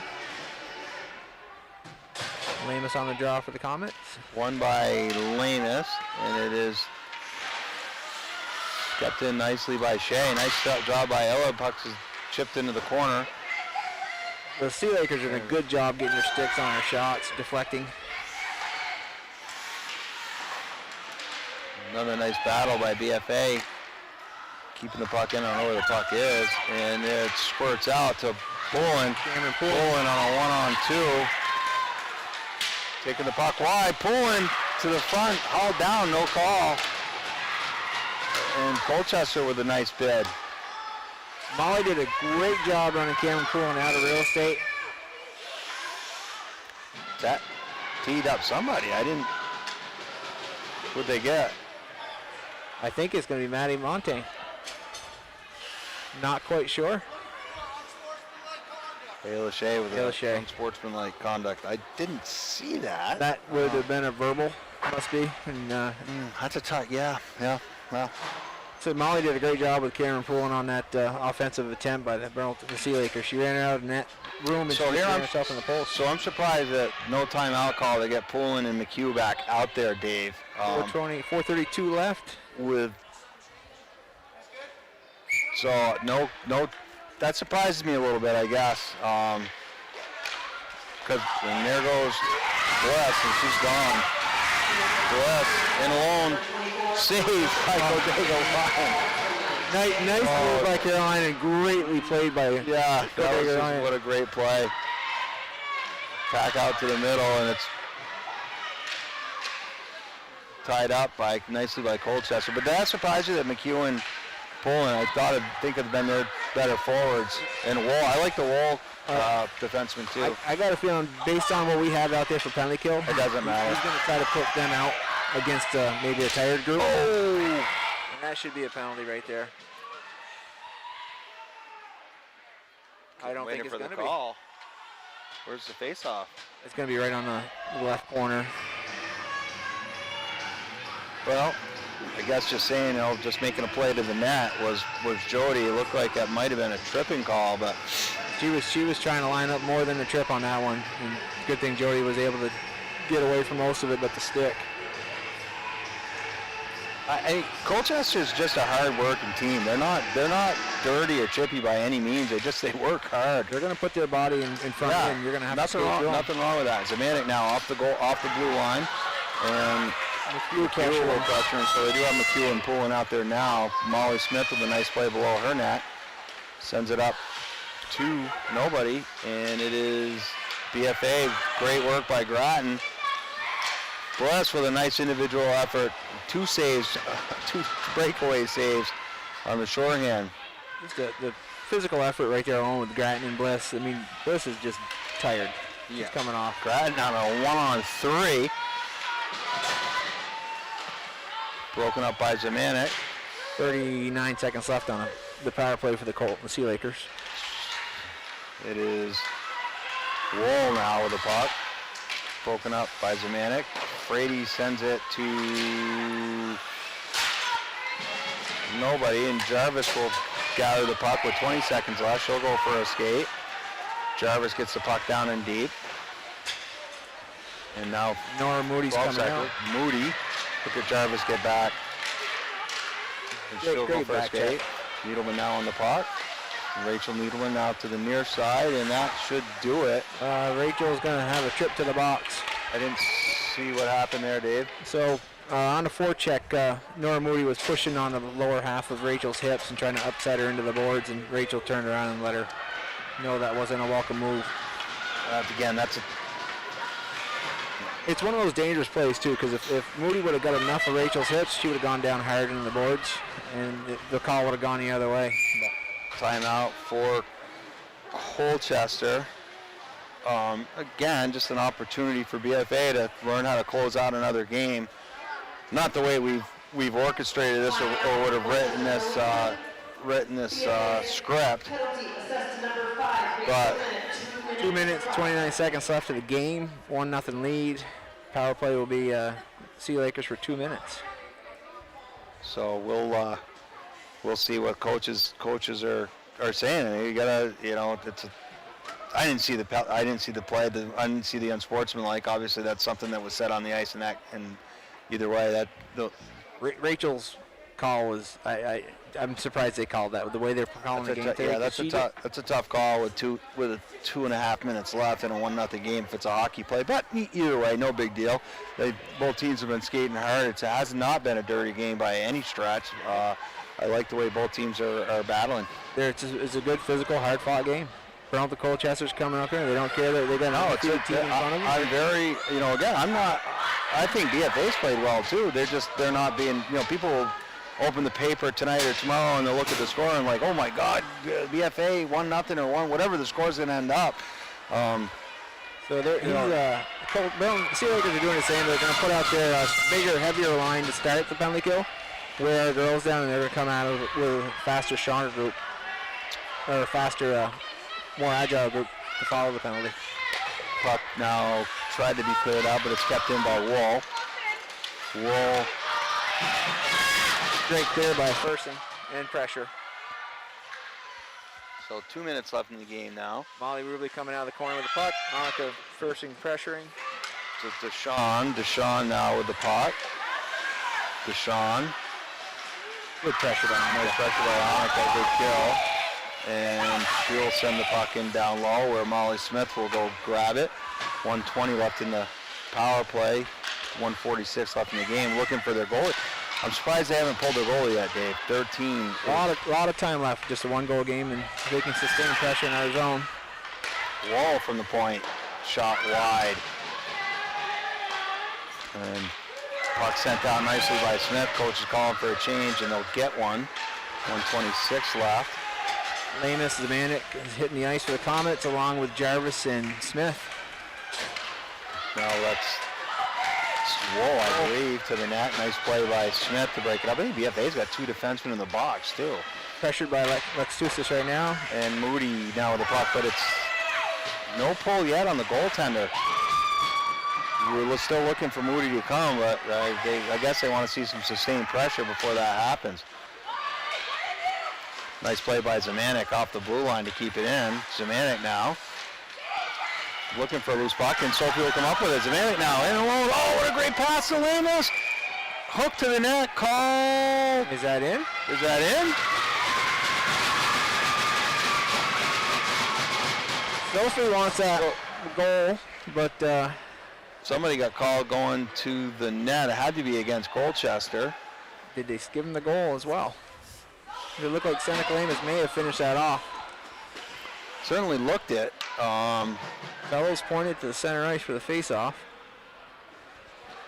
Waiting. Yes, we got the goal on the board. The goal is on the board, so that'll be Lamus from Zamanek on a shorthanded tally with 45 seconds left. And we still get the penalty on going to Colchester, which is evens it all up. 4-4, 5-5. So again, still tomorrow they'll look to the paper and say, hey, Colchester, they gave them a good game, and they did. I mean, it was. My phone, and I'm sure your phone will light up as well from out of town hockey dads. What happened? What happened? Well, we played a gritty team from Colchester, and the goalie played very well. They're all aware of Paige Kodega Ryan and her presence in that net. She can either be a game stopper. BFA didn't have a bad game by any stretch of the imagination. It was just Colchester, hung in there with them. Just a little more. They need to exhibit a little more patience, hold that puck, make the right pass, get her moving side to side, and they're going to have a lot more opportunities. While we're waiting for this play to start, let's go out to our sponsors here again. Northwest Orthopedics, Collins Pearly Sports and Fitness Center, Brett Ford, JC Image, Handy Toyota, and if your business would like to sponsor for Northwest Access TV sports coverage this winter, please contact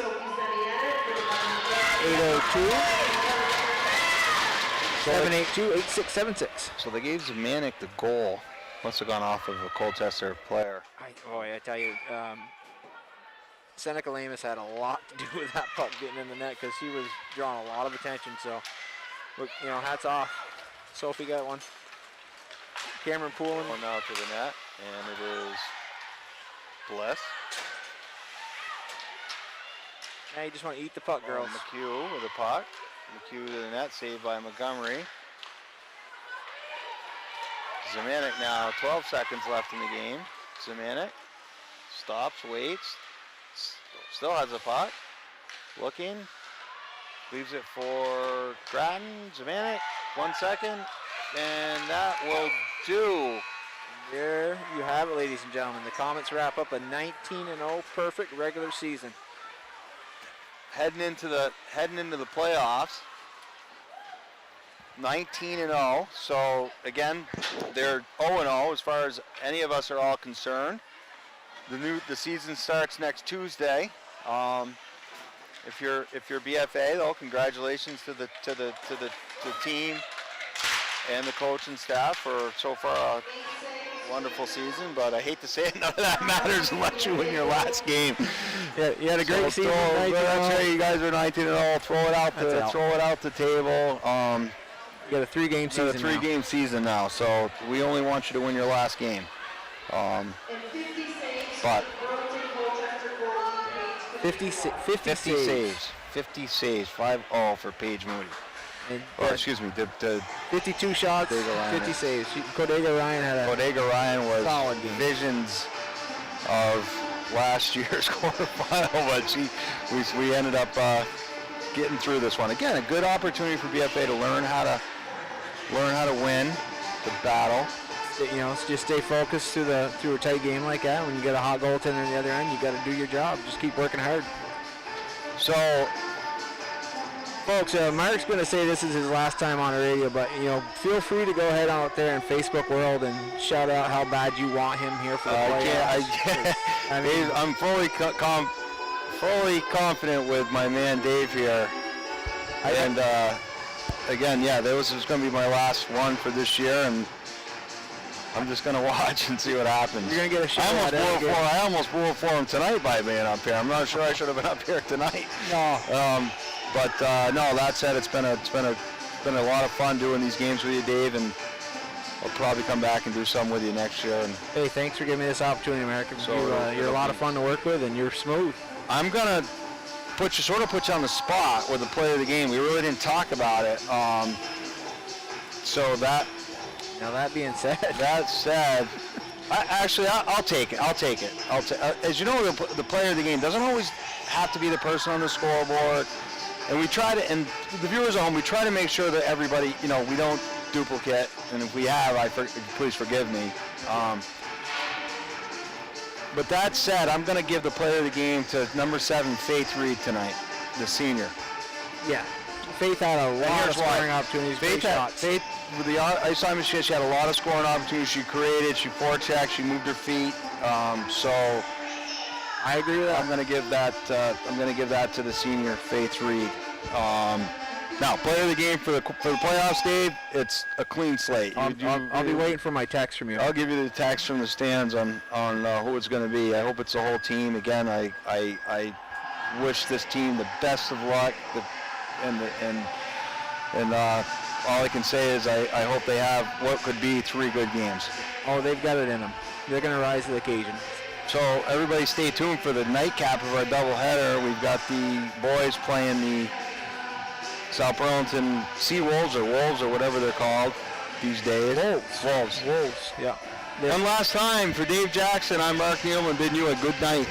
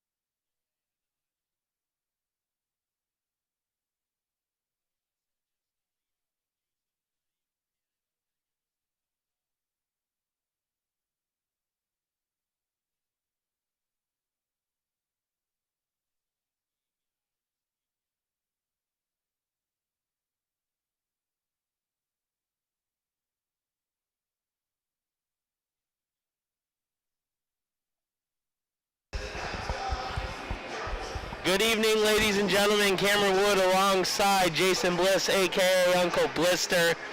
Live here at the College Pro Sports Complex Fitness Center. Wednesday night, boys Division I varsity hockey action, capping off our 2021-2022 season. Lucky enough, Jason, for the boys, we had that game against Canton, game 1 of the Dog Tulip, and then the game down against Rice, the only 2 to be canceled all year. Right. For the most part, the boys getting their fair share of ice time.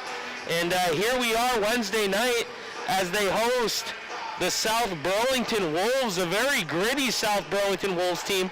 One much different than the beginning of the year, coming in at 8-9-2, sitting at that 5 spot, BFA 14-3. Very curious to see what we're going to see from the boys tonight and what this South Burlington team will look like. Yeah, a little bit different year this year, Cam, than we had last year. A lot of, shortened season. This year we got, the full season kind of flew by for me personally. Wow. But well, hey, when you go to Hawaii for 2 weeks, everything's going to fly by. That's right. But hey, good South Burlington team, 8-9-2, like you said, overall, 4-7-2 in Division I. February 9th, they had the 4-3 win over Rice High School, the number 1 team in the league right now. So that was quite a bit of a shocker. And then recently, February 19th, a tie 3-3 over Essex.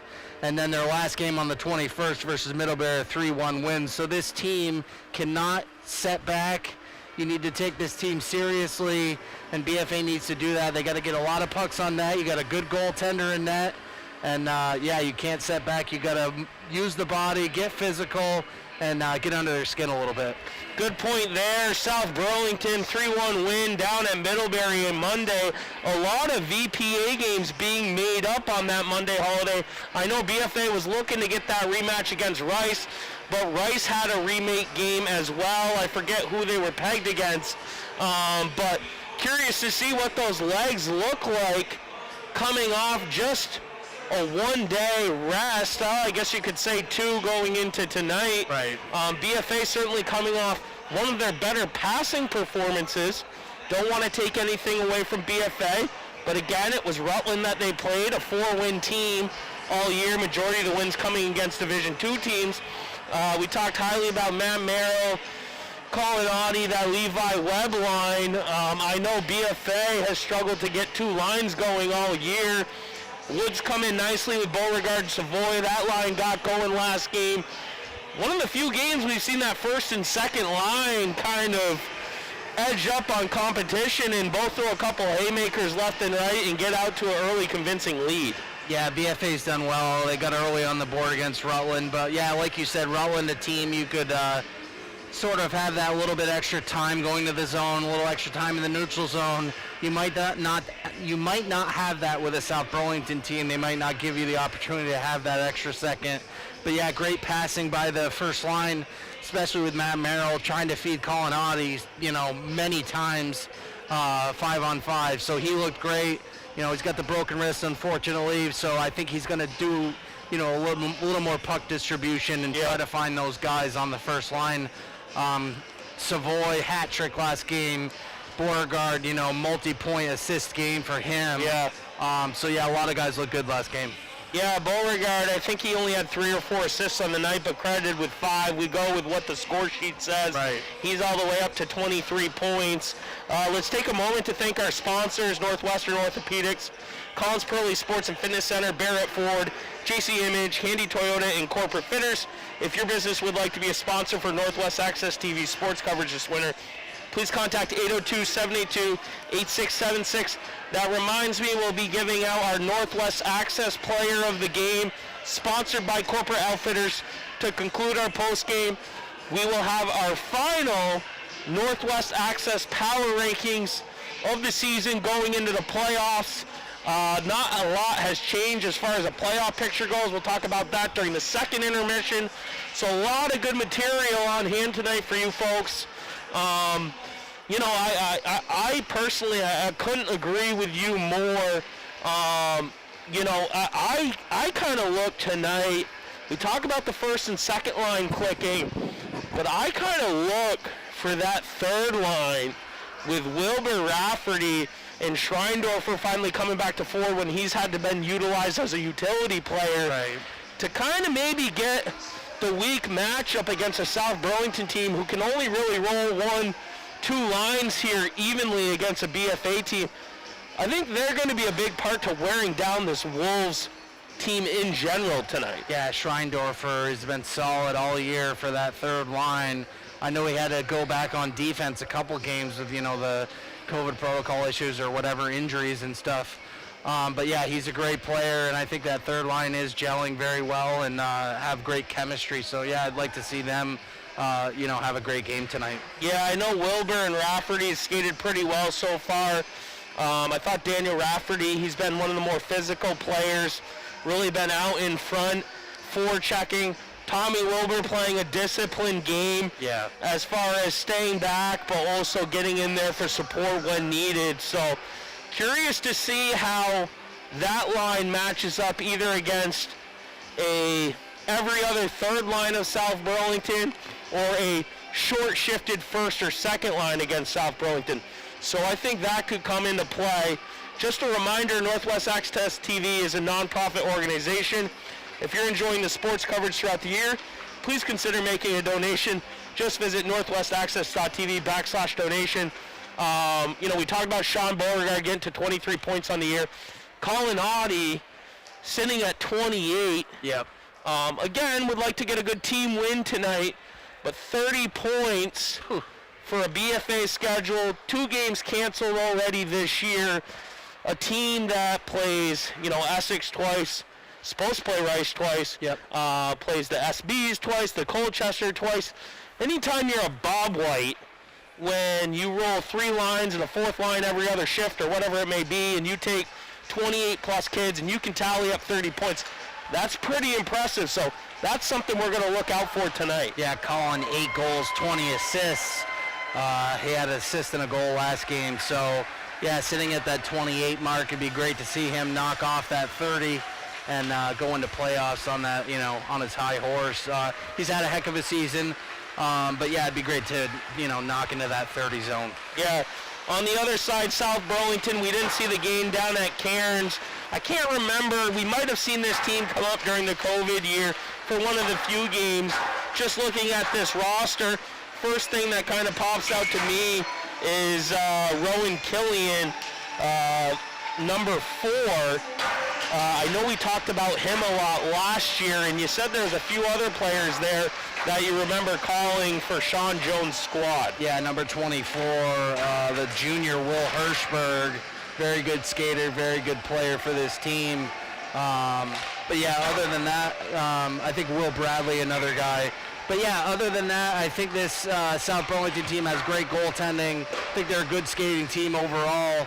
And, they had a tough go, I think, early on in the season, but they've really caught some fire later on in the season, and they've proven that they're a good team and you can't take them lightly. Yeah, I mean, they've got 6 seniors, but other than that, a lot of freshmen and sophomore. Yep. So it could be a direct result of those underclassmen kind of getting their feet underneath them, getting a little bit comfortable and finding some success. South Burlington always a good skating team. Yeah. You talk about Chittenden South Burlington, CSB Youth Association, always been very good for developing players from an early age, playing two-way hockey, very gifted program.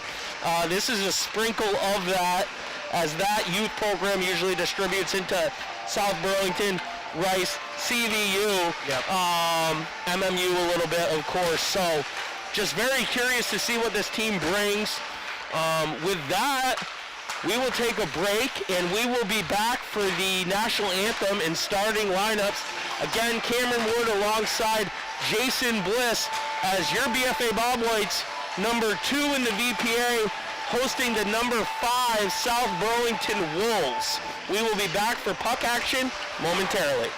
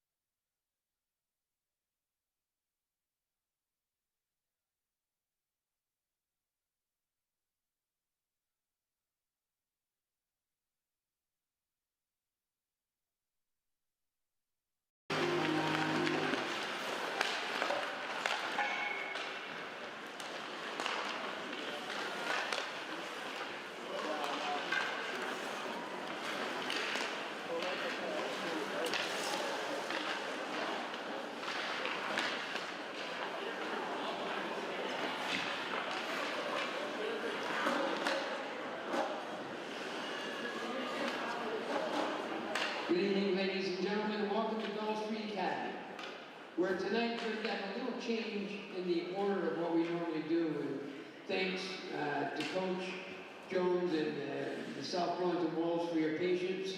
But we'd like everybody to please stand, because tonight is a special night for us. Coach, we've been blessed to have the pleasure of having Coach Toby Duklon as the varsity coach here at BFA for 32 years. This is his last regular season game.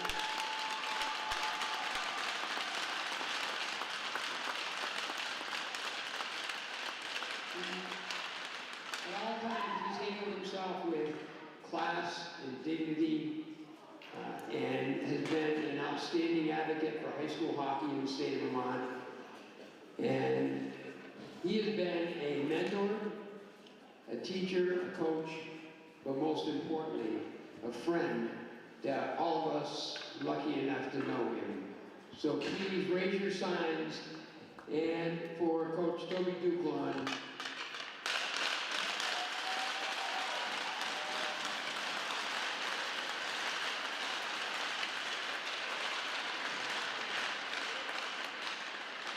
Coach, we're not going to let you go anywhere, but it's important for you to understand how much you mean to us.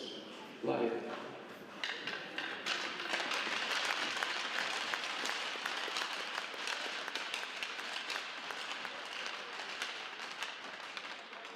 Good evening, ladies and gentlemen, and welcome to the Collins Pearly Sports Center, home of the BFA Bobwhites, for tonight's game between the Bobwhites and the South Burlington High School Wolves. We expect good sportsmanship from our athletes and spectators while playing here at the Sports Center.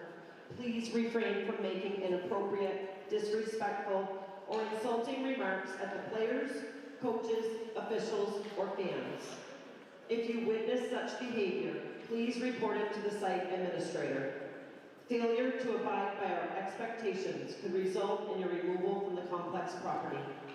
We hope you enjoy this game and your stay here as our guests tonight. The officials for tonight's game are Mr. Misha and Mr. Letourneau. The starting lineup for the South Burlington Wolves tonight: in goal, number 30, Blake Trusha. At defense, number 22, Shane Burke. At defense, number 21, Drew Doherty. At center, number 2, Zach Erickson. At offense, number 8, Ethan Parkinson. At offense, number 24, Will Hirschberg. And the rest of the South Burlington Wolves. Starting lineup for our BFA Bobwhites tonight: in goal, number 1, Mike Kelso. Starting at D, number 4, Ethan Audi. Starting at D, number 14, Cam Piper. At center, number 6, Colin Audi. At forward, number 10, Matt Nero. At forward, number 3, Levi Webb, and the rest of our Bobwhites. Please remove your hats for our national anthem.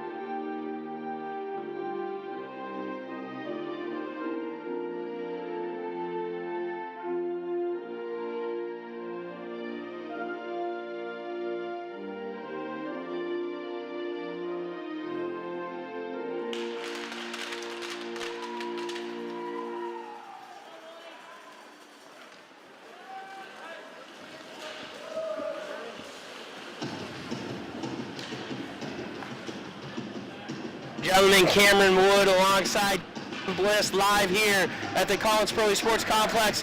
Your BFA Bobwhites 14-3, number 2 in the VPA, hosting the 8-9-2 South Burlington Wolves, currently sitting in that 5 spot. And Jason, before we go any further, certainly have to mention Coach Duklon, 32 great years here coaching this team, 9 state championships if I count correctly.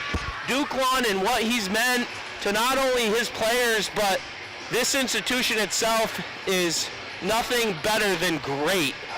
Yeah, Cam, for sure. Toby, I'm hearing, will stay on as an advisor the next few years or so. But yeah, Ben Roberts taking over after Toby.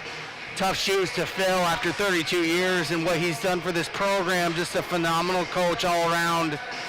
He will surely be missed in that head coaching position, but just what a team he's developed, and what a program for this local community he's developed.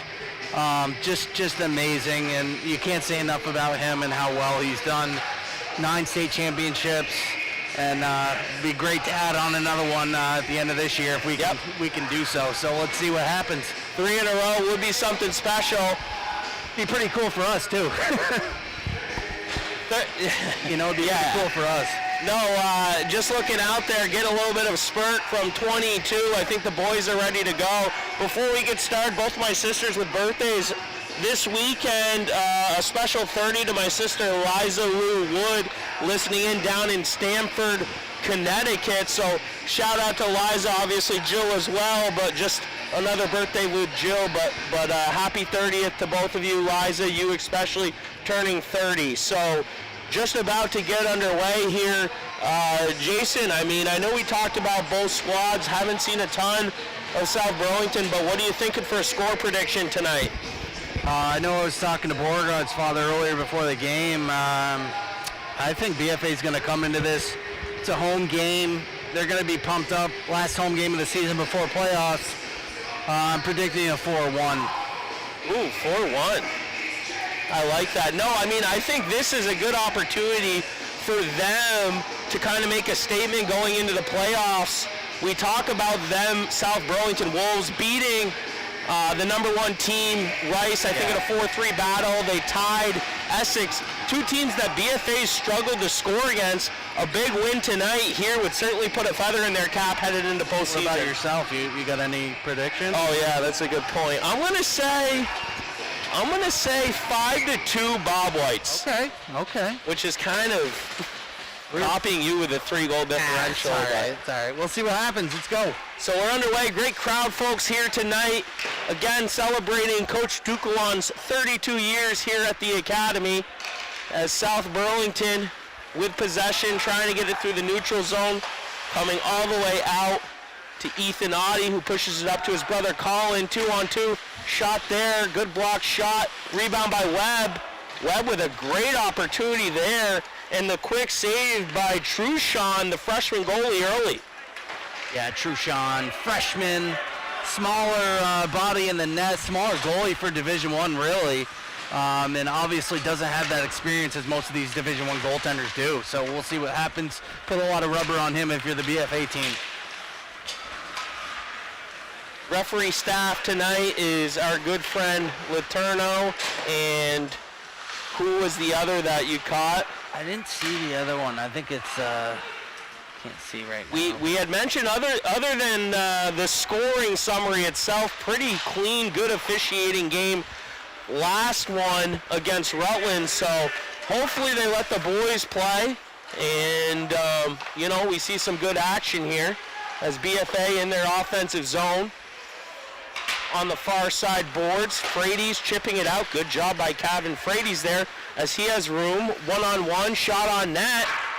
And Gavin Frady's with another opportunity for the Bobwhites on the far side. Puck comes up top, back to Frady's, down low. Beauregard giving chase, gets it to Wood. Wood with it now, up top to Frady's. Shot there on net, tipped by Beauregard. And South Burlington coming the other way. Shot on goal by number 23, Burke. Clark picking it up, chipping it out, looking for Rafferty, can't find him. Rafferty will forecheck down low, battling with Doherty. Schreindorfer there to pick up the puck.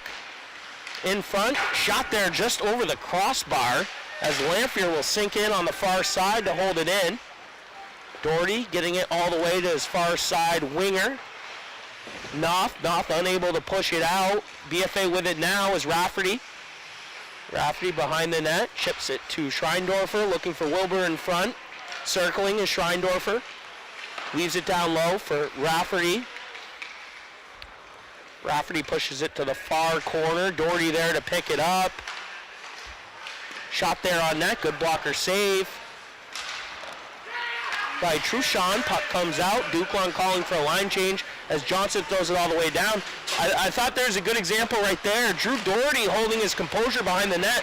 Just a freshman for this team.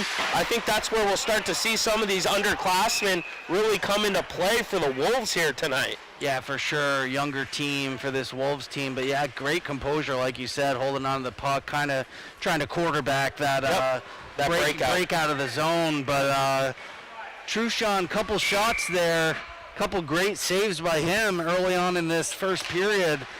Expect him to see a lot of shots. So South Burlington winning the draw in their offensive zone. I believe it's Perkinson behind the net, can't hold on. Ethan Audie picking it up, going the other way, stretching it out to Merrill. Merrill makes a move around his man. 2-on-1, looking for Webb. Great pass in front, can't find him. Up top to Piper. Piper shot there, deflected, rebound, and a goal! And a big goal early as a great team effort. Puck came up top to Piper, rebound there in front.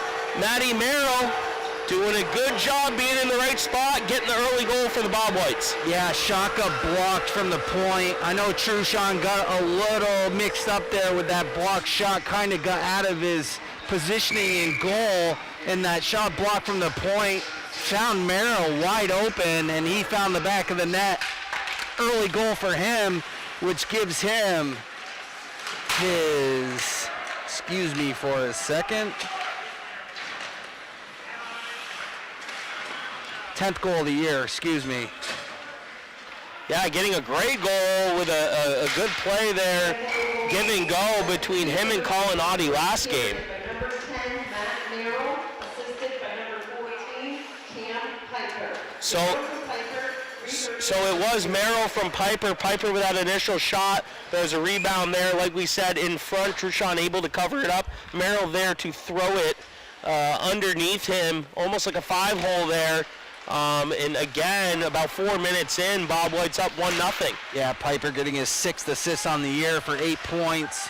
He's having a good season so far. South Burlington skating the other way is Kelly. Kelly, good shot on net. Looks to get his rebound, can't find it. Beauregard picking up the change, getting it out. Puck comes up top to Hirschberg, who throws it all the way down. Puck comes to Frades, quick move there, looking to break it out through Beauregard, can't do so. Puck all the way down, Telfer there to collect. Phelps picking it up, looking for the breakout pass there, can't find Beauregard. And, you know, as much as it's been pretty good puck movement, we talk about a half second more. Phelpsy just understood he had time and space, he had no one coming. You're streaking with a Shawnee Beauregard up the middle, and obviously only good things to come from something like that. Right, and before that goal, you had Matty Merrill going down the left side, burned that defenseman, and almost found, I think it was Audie going into the zone, almost had a great pass over to him. So another good passing game so far for Matty Merrill. Yeah, and I mean, I know it's easier said than done, but again, this isn't Division I college hockey. I think the sooner these kids realize they have a second more, they're going to be a lot more successful. And there's a great opportunity for a stretch pass, and Bobwhites just can't really capitalize on it, but always room for improvement the rest of the way. Schreindorfer held on to that puck a couple extra seconds. Letourneau caught him, almost palming the puck, and should have dropped it right away. That's why the whistle goes into the BFA defensive zone.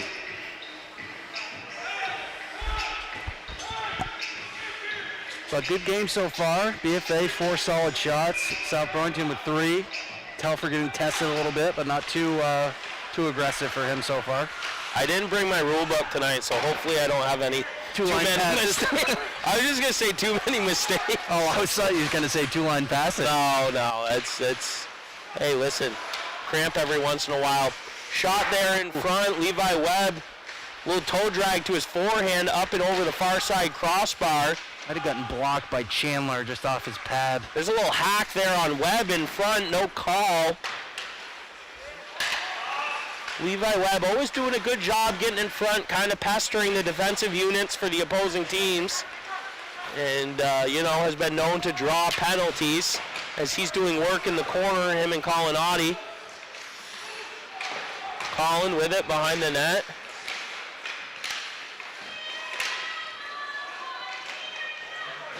Colin, pass up top to his brother Ethan, back down low to Webb. Webb circling, finding Merrill, quick move by Merrill there. Puck comes up top, Audi comes down to pinch it off and throw it back down low. Looks like SB's going to take an icing. Yeah, and that'll be a icing. And just about 6:11 into the game, again, BFA up 1-0 with this second unit getting an offensive draw. Yeah, and you might see that from South Burlington if they get super tired to take those icings, get a little break. I do think South Burlington, why they've had success hanging in against these top teams, is they are one of the better skating teams in the league. They can get up and down the ice, decent transitional skaters, and that should keep them in the game a little bit longer against this deep BFA team. Yeah, definitely a good skating team. I know Sean Jones, great coach for this South Burlington team. He's been with them for a while, and he does well with these practices, making sure these guys are good skaters. And there's a shot there on net by Aiden Savoy. Liam Wood coming in for the rebound, but Truchon doing a good job covering it up. Duclon will take this time to get his third unit out there as Wilbur's set to take the draw alongside Schreindorfer, Rafferty, Clarkey, and Frady's up top. This is that line we talked about. Going to see some success from them tonight, I think. Frady's with a quick shot on that. Puck gets pushed down below. South Burlington trying to break it out with the stretch pass. Frady's there to intercept. However, puck comes back, turned over. Number 14, Kelly, with it in his offensive zone, circling behind the net. Great pass in the slot, even better shot by number 23, Knopf. Puck going the other way as Schreindorfer gaining possession. Rafferty there on the far side forecheck behind the net. Schreindorfer rubbing off his man, however, South Burlington there to collect. Breaking out the other way through the neutral zone. 2-on-2, looks for the cross crease pass, can't find him. Nick Kelly still with it in the corner. Loses possession. With it now is Wilbur. Wilbur gets it out of the zone. Duquan calling for the line change as his first unit will come out. And looks like Sean Jones calling for his unit as well. Seeing South Burlington throwing around the body a little bit later on in this first period, so those guys are using their physicality. Brady's with it. Breakout pass to Webb. Webb looking for the stretch along the side. The boards to Merrill, finds him. Merrill with speed, throws it in front of the net. And looks like maybe the net off of its mooring. Maybe not. Not sure what the whistle was there. Possible maybe he saw that it was covered up. I don't know. Interesting. Yep. So Colin Audi taking the draw, winning it to Webb. Webb with a great pass to Phelps. Phelps shot there, blocked by Chandler. Back up top to Phelps, another shot, rebound. And Audi with the wide open net had one South Burlington defenseman his way, but Truchon not in position. South Burlington getting away with not allowing a goal there. And I think that was Webb just got clotheslined. No, it was Matt Merrill. Got clotheslined almost. I think the South Burlington defender got under his face mask.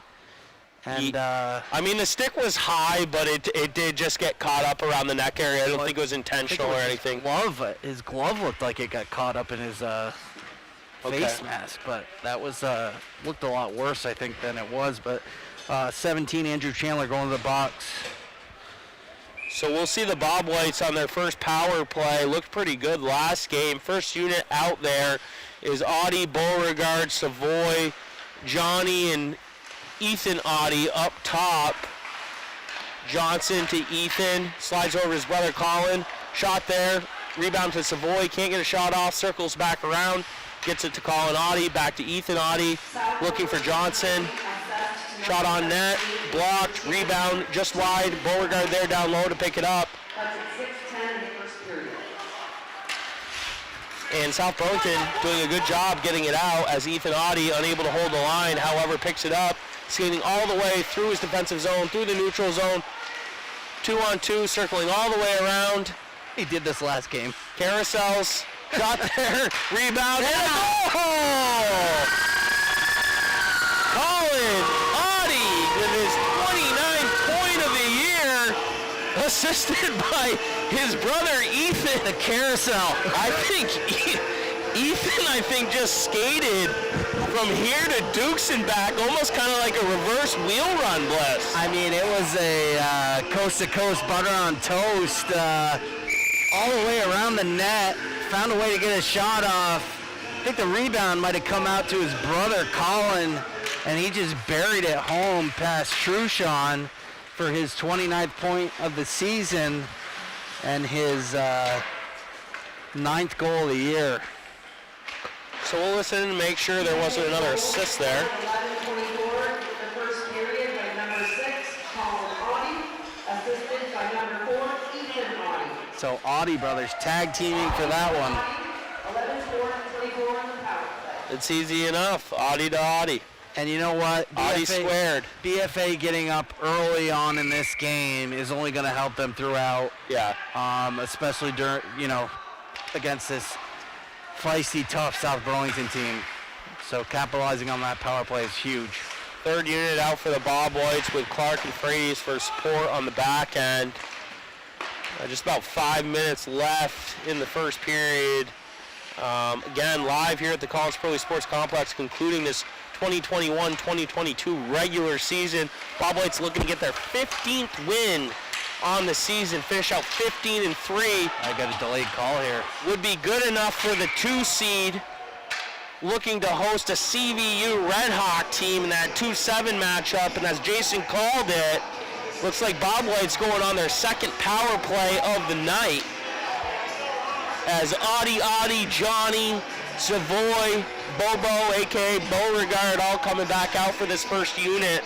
As mentioned, 1-for-1 on the peeper here tonight. Power play, folks, that is. Ferguson hooked down Schreindorfer in the BFA zone. And let's see if BFA can capitalize on the second power play here. There's an interception. South Burlington going the other way. Breakaway, quick move, and a goal! A great goal by Nick Kelly as he shrugs his left leg, slides to the far side, and beats Telford easily to get the shorthanded goal to make it 2-1 here with 4:25 left in the first. Number 14, Nick Kelly, just a beautiful block shot, goes in all by himself, a breakaway on Telfer, and just does a nice little leg kick to force Telfer down, and a beautiful deke by Kelly to get this game within 2-1 in favor of BFA, but beautiful move there, short-handed. Yeah, that's a great hesitation kick, like you mentioned, to get Telfer to slide to the left, gave him all the room on the right. So South Burlington, huge goal there, and I think it's plays like that let them linger in these crucial games against the top half of the league. Yeah, that was just huge to get a shorthanded goal like that. And here we go again. Here we go, 2-on-1 as Johnson turns it over. I think it's Kelly again, shot up and over the net. BFA with numbers the other way. 3-on-3, Savoy with it, circling around the net. Slides it to Schreindorfer up top, shot on net. Wow, good opportunity there Great pass from Savoy to Schreindorfer, just wide of the net. Yeah, I don't know if Savoy knew they were up on numbers, but they had a good 3-on-2 opportunity. But decent shot there by Schreindorfer. Yeah, I would have liked to seen Savoy come in the boards a little bit and let the unit shrink to him and open up the back end. I think that's where they kind of need to let the play develop a little bit more. But hit the brakes, let your guys come in, have that extra second. Kind of suck the defensive unit to you. Right. But no, I mean, it was still a good shot by Schreindorfer. Oh, yeah. Just a lot of bodies in the shooting lane there. Good opportunity for sure. Big hit. Ooh. There's a hit behind the net. Webb down low. Trying to win the battle. Second unit out there, Merrill, Webb, and Rafferty, accompanied by Frades and Schreindorfer on the back end. 1-on-1, 1-on-2. Frades. Frades going to take a call here. That's a tough call, but it's an understandable one. Frades with a little bit of a hook there on that 1-on-1. Frades snuck in on the backside. The thing there is a good play by Frades, but he stopped moving his feet. Yeah. And that's where Letourneau just opened up with the call and kind of Frades put himself in a tough spot. Yeah, you know, he's trying to protect getting a goal score on him. You know, he's trying to just, I can't stop moving your feet, though, when you're doing that. I think he got burned a little bit and knew it and, needed to get back checking and used too much of his stick for a hook, which is fine. But it was good for him after he got beat to stay with the play. Yeah. He almost got away with the call. Oh, we got another one here. It's on South Burlington, I think. High stick. High stick, yeah. So we got a couple calls here in the first period. 3, this is South Burlington's third penalty. High stick on Hirschberg. Mishaw, the other ref tonight, alongside Letourneau. Calls have been pretty easy for the refs so far. I mean, pretty blatant penalties on both units, so not going to be able to get anything past the referee staff tonight with those plays. No, but you're going to see some 4-on-4 hockey here, which is always exciting. Yeah, 4-on-4. Shot there, side of the net by Lanphier. Pass in front to Savoy. Savoy. Shot on net, rebound there. Beauregard looking for kind of an off-angle shot. South Burlington picking up the rebound, getting it all the way out. Comes to Johnson. Lanphier chips it to Beauregard. Picked up by South Burlington, skating with it. Plenty of speed now as the Wolves, number 22, Burke, getting it into the offensive zone. And Lanphier doing a good job winning that battle alongside the boards. Yeah, very good work there by Lanphier. Strong play. Johnson getting it out. And South Burlington throwing it all the way down. Icing called off. It's going to be about 55 seconds on the Frades hooking, and then BFA will have about 5-second power play to round out this period. Again, 2-1 Bobwhites, late stages of the first. But, South Burlington having these back and forth chances, holding their own, getting into BFA's zone and having their opportunities. Shot on net. Yeah, South Burlington really starting to get some opportunities. Going the other way is Ethan Audie, Liam Wood. Shot there on net. And crashing into his own goal is Kelly with the goal earlier. And whistle blown dead as Bobwhites will get an offensive face-off with about 46.3 left in the first. Yeah, Kelly losing his helmet, unfortunately, on that play, crashing into his own net. Thankfully, nobody's hurt on that play. Net's going back on, and we'll continue this 4-on-4. Quickly, congratulations to the Comets getting a win tonight against Burlington Colchester, 2-0. I know the Burlington Colchester goalie had an outstanding night. Bobwhites able to come away. From what I understand, it was a really tight one-goal game majority of the time. But again, BFA Comets solidifying the win, 2-0. So congrats to them. Yeah. They'll have the number 1 seed going into the girls Division I VPA playoffs. Undefeated, right? Correct. Wow, good for them. I think Jody Gratton had a goal. I'm not sure who had the second. Yeah. and also breaking the record for single-season goals for as well. So I don't know what that mark was. I think it was 3 figures, but again, great year for the Comets. Because I know this weekend, even though the Division I doesn't have playdowns on either side, it is a VPA playdown weekend. So both boys and girls having the weekend off. And give them a little rest, you know? Yeah. Nothing wrong. Get a little healthy. So just under 5 seconds left. It is full strength. And Bobwhites are going to head into the locker room up 2-1. Let me just get my mask on here. God forbid. Better get that thing on. Yeah, no. Like to get it on. So yeah, BFA. Good period early.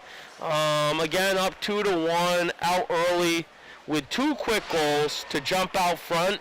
We kind of thought they might take off, but sure enough, South Burlington, Kelly with the great individual effort, defensive play on the PK, and then the breakaway goal beating Telfer makes it 2-1. From there, kind of penalties on both sides, making it a little chaotic, bringing special teams into play on both sides.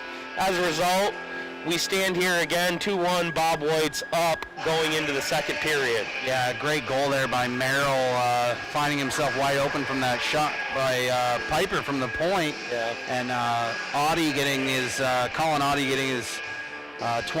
his 29th point on the year, his 9th goal of the season from his brother Ethan Audie. And then Kelly with that great shorthanded unassisted goal. And a few penalties for South Burlington. Chandler, high sticking, Perkinson hooking, and Hirschberg with a high stick, and BFA just Frady's going to the box for a hooking. Yeah. But BFA capitalizing on that power play and then giving up that shorthanded goal. But I think it was a good first period overall. Yeah, it was. A lot of shots for BFA. I had 12 and 5 for South Burlington. So. But South Burlington looks good. I think they're a solid skating team. Yeah, I mean, I feel bad for a Colchester team that's had to play Rice 3 times. This will be their 3rd time tonight. Had to play the Bobwhites twice, Essex twice, and having a good year taking care of everybody else, beating South Burlington twice. And now they've got this Wolves team arguably coming in a 4-5 matchup. And, you know, as I mentioned last broadcast, if there's one team outside the top 4 that could maybe make a splash late in the year, it's South Burlington, and I think we're seeing why with how they skate the puck here tonight. Yeah, exactly. I think, like you said, Colchester's probably had the toughest schedule out of anybody. Yeah, they have. Overall.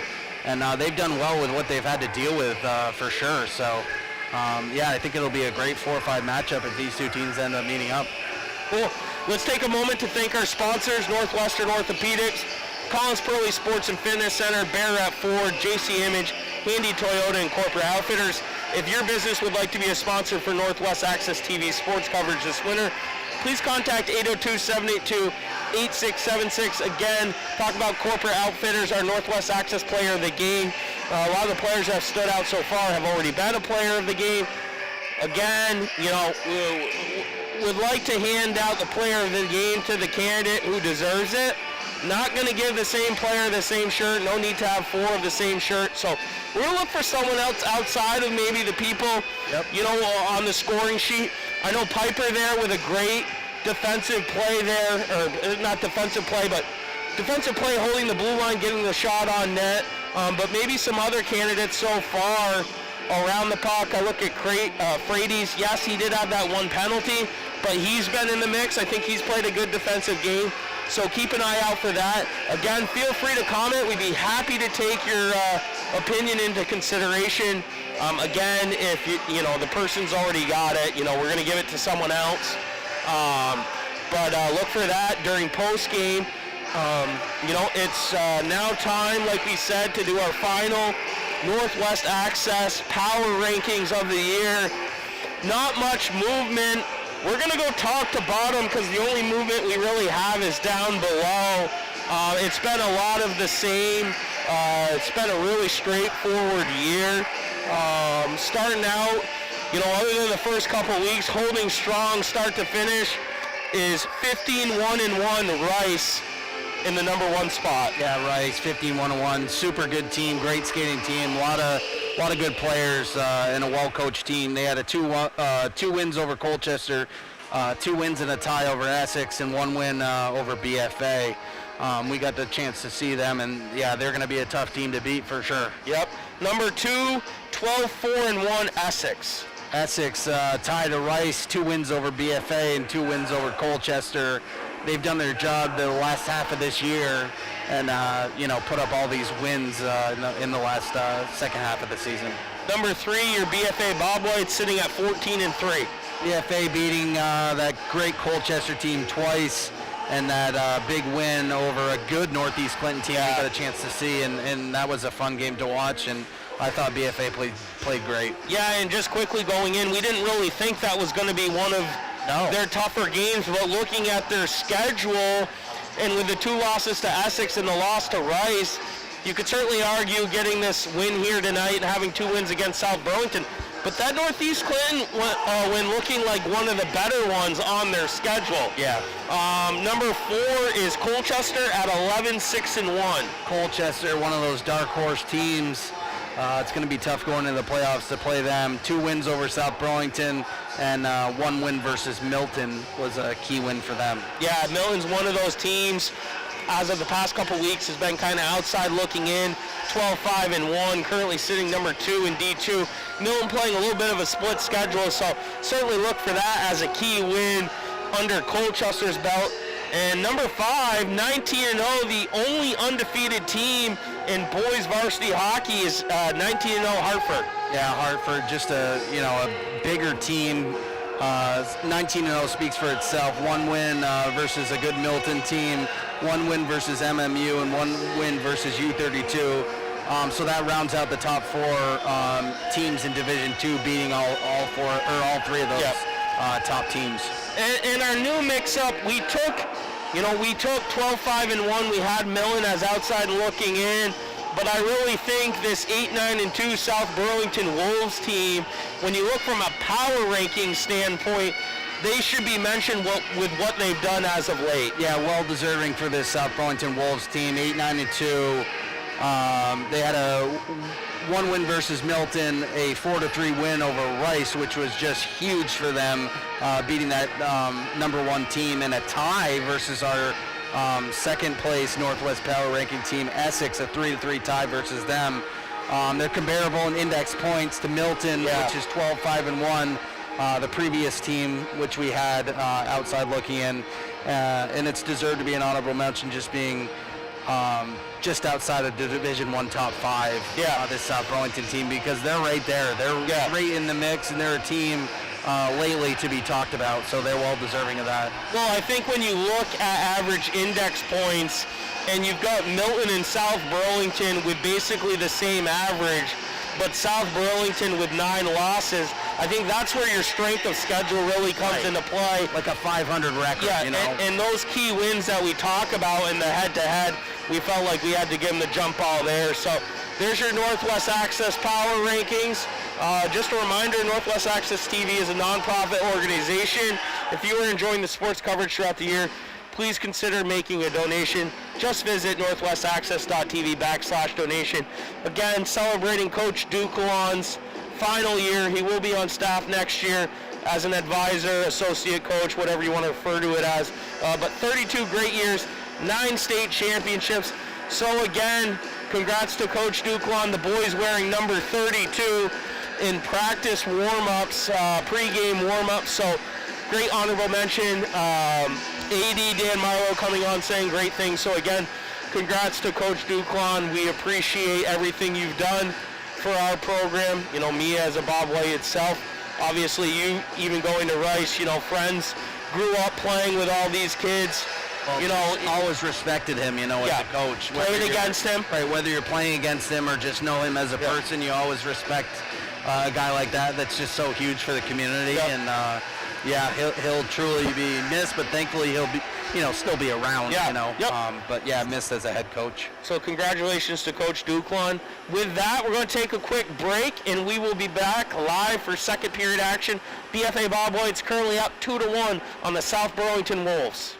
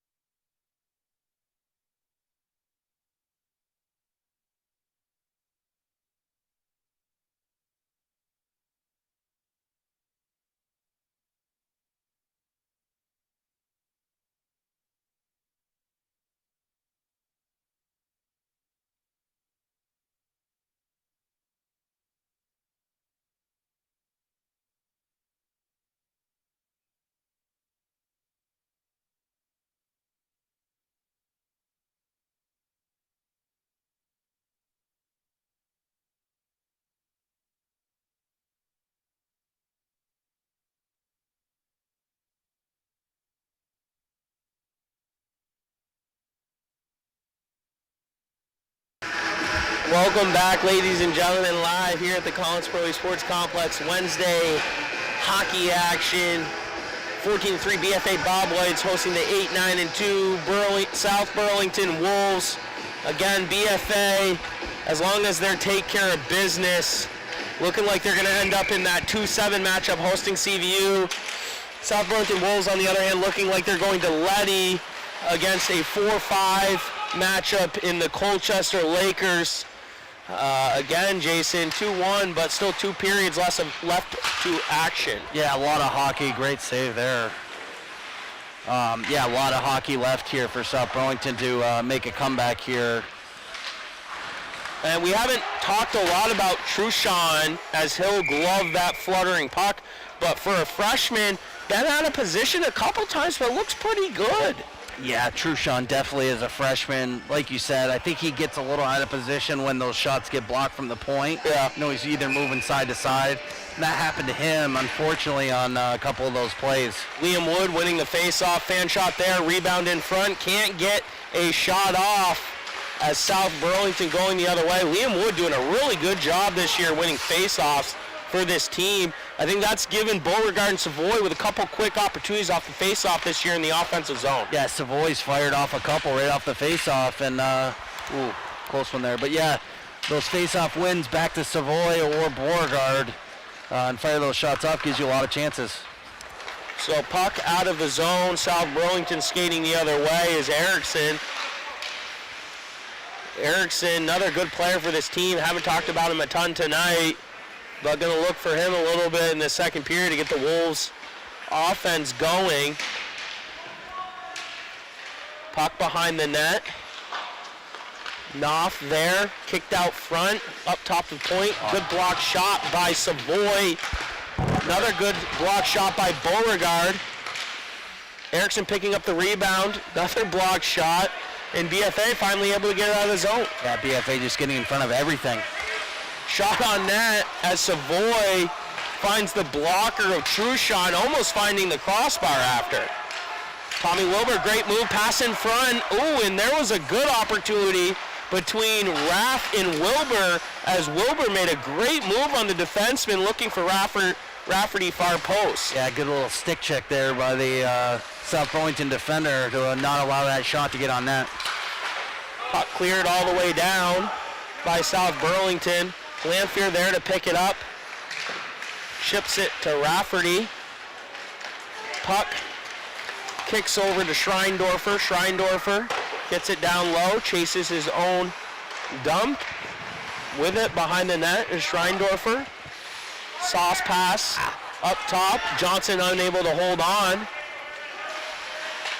Johnson circling back, far side boards. Tries to break it out through the neutral zone. Finally able to get it through the neutral zone, down low. Trushan there to collect. South Burlington breaking out. Near side boards. Looking for the stretch pass. Blocked by Colin Audie. Jones calling for a line change as BFA will regroup. Take this time to break out. Cam Johnson up to Levi Webb. Webb getting it down low. Colin Audie looking to find Merrill. Can't do so. Puck comes out of zone. Ethan Audie gives chase. Looks for the quick stretch pass. Can't find Webb, but Webb at least able to tip it down low to wave off the icing. Yeah, good little tip there by Webb, just to not allow the icing to get called and get the puck in the zone. So puck behind the net. Webb with it now. Buying time, looking for Audie in front. Can't find him. Puck comes out to Merrill. Up top to Phelps. Back down to Webb. Little pass there in front. Intercepted. South Burlington getting it out of the zone. Puck coming all the way down to Phelps. Phelps over to Audie. Audie circling around far side boards. Chips it to Webb. Webb with it. 3-on-3. Little kick pass there to Colin Audie. Good move there. Skating behind the net. Circling. Circles back behind the net. Gets it over to Merrill. Merrill up top to Ethan Audie. Shot there in front. Rebound. Another rebound. Shot there. Another rebound. Merrill unable to cash in. And first line also doing another rebound in front. And there's a goal by Liam Wood. And BFA, that's awesome stuff right there, because I was just going to say the first line doing a good job with puck movement, buying time, quick line change there. Liam Wood coming down, able to sneak in that slot, getting the rebound and scoring 5-hole. Yeah, BFA doing a good job just moving the puck behind the net, cycling, getting it to the point, getting those shots on net, allowing that quick line change, get one of your guys off, and that hard work paid off, getting Liam Wood quickly on the ice, and he had that rebound right out in front and buried it home with Wood's 4th goal of the season, 12 points. So second unit working off that first line, but it all kind of stemmed from the puck movement between Merrill, Audie, Webb. Yeah. I believe Johnson and maybe Ethan Audie as well up back. Or no, it was Phelps and Ethan Audie. Right. So. BFA goal 429 into the second period by number 22, Leon Wood, assisted by number 3, Levi Webb. Wood from Webb. So looks like Webb will get credited for the assist there on the Wood goal. That's 20 points for Webb, 10 goals and assists. But no, I was very pleased with the puck movement there on that first line there. Yeah, and it really paid off, for BFA. That hard work and getting Liam on the ice, fresh body, and he was ready to go and buried it home.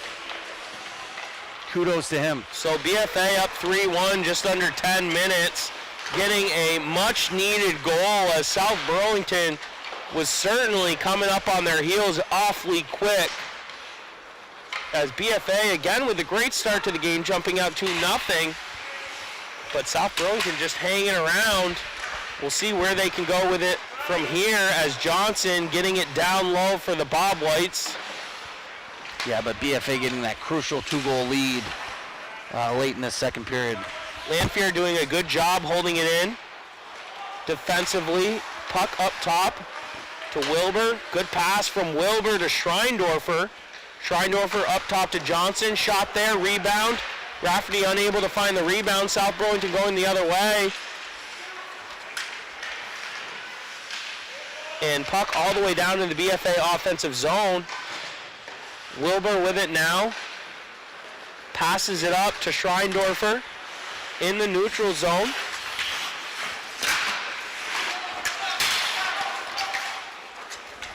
BFA trying to get in their offensive zone. Is forward checking by Rafferty. South Burlington going the other way. Shot there on net and a save by Telford.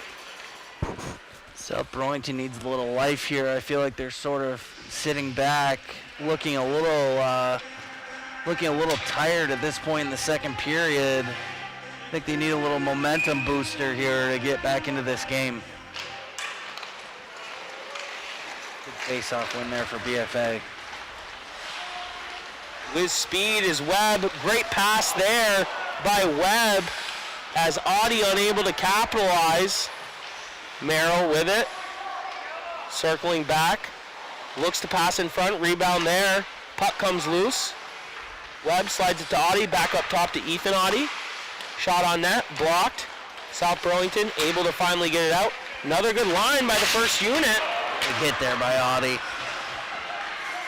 Ethan Audie, one of the more physical players on this squad, with a big hit in the near side boards. As it looked like Perkinson went down hard. Yeah, it looked like Ethan had him lined up pretty good. Puck in the offensive zone for the Bobwhites. Weber coming in for the hit. Webb with it, looking for Beauregard in the slot. Great pass. Nice shot by Beauregard. Good save by Truchon. Puck movement, another great night for the Bobwhites. Yeah, great pass there to Beauregard in front. Truchon just making a great save. Savoy with room, getting it all the way down into the offensive zone. Starting to get physical out here. I like it. Puck up top to Frady's. Frady's trying to throw it in, however, hits his own man on the and that'll be an offsides as Beauregard was trying to get out of the zone. But no, we talked about, moving the puck well against a weak Rutland team, but a pretty good skating South Burlington team. They've opened up a lot of opportunities just on puck movement alone here tonight. Yeah, I think they're finding those tape-to-tape passes, which is allowing a lot more space to open up, giving them those opportunities to find their men, and allowing a lot more quality chances for BFA. Wood with it there in the neutral zone, turns it over, comes back to get the puck, however picked up by South Burlington, shot up and over the net. Keelan with it behind the goal. Clark there, able to pick up the loose puck. Breaking it out near side boards as Frady's up to Beauregard. Turned over, South Burlington throwing it back down in on net is Keelan. Ooh. Puck near side boards, defensive zone for the Bobwhites. Liam Wood chips it to Aiden Savoy. Aiden Savoy turns it over, picked up by Kelly. Kelly trying to make something happen here as he'll move it over to Burke. Burke slides it up to Knopf. South Burlington unable to hold it in. There's a chip pass. Schreindorfer with room. He's got Lanfear far post. Looks in front, comes to Wilbur, can't hold on. And there was another opportunity. However, Kelly going the other way with it. Kelly getting that first goal for the Wolves. Good skater for the South Burlington team. 5 minutes left in the second. Bobwhites up 3-1. But, Schreindorfer there, good opportunity, trying to find Wilbur, and I think it was Lanfear, and couldn't manage to capitalize. Johnson with it, with speed, coming up through the neutral zone. Schreindorfer trying to chip it around his man, twist it up, and South Burlington taking this time to try to break out, turns it over, Merrill in the slot, shot there, and for a broken wrist, that shot looked pretty good. Yeah, for sure. Just missed the far post was Merrill. There's another shot on net by Johnson, just missing the far side. Puck comes all the way up top. Johnson throws it back down. Delayed offsides. Merrill's not going to have that same accuracy as he normally does with that cast on. No, but maybe taking a little bit off of it may help his accuracy a little bit. And there's a stretch pass to Webb through the neutral zone. Ooh. He's hooked, and that's going to be another easy call. Let's hold our composure, and we will. And BFA is going to go on, I believe, their third full power play, as the last time they got caught up in the 4-on-4 mess.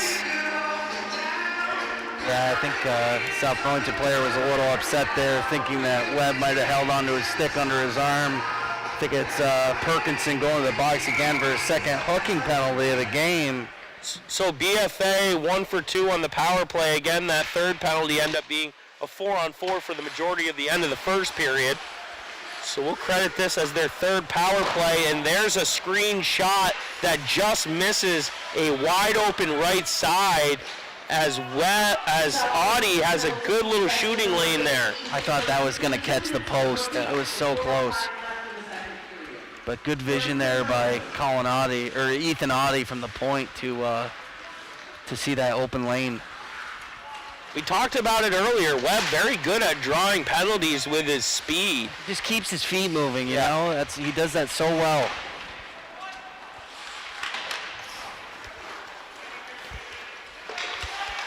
Puck comes out in the neutral zone. Cam Johnson with it, turning it over, going the other way is Erickson. Block shot there by Ethan Audie. Just about 3 minutes left in the second, about a minute left on the Perkinson. Did they end up calling it hold or hide stick or? Hooking. So Colin Audie with it in the offensive zone, finding Savoy up top to Frady's.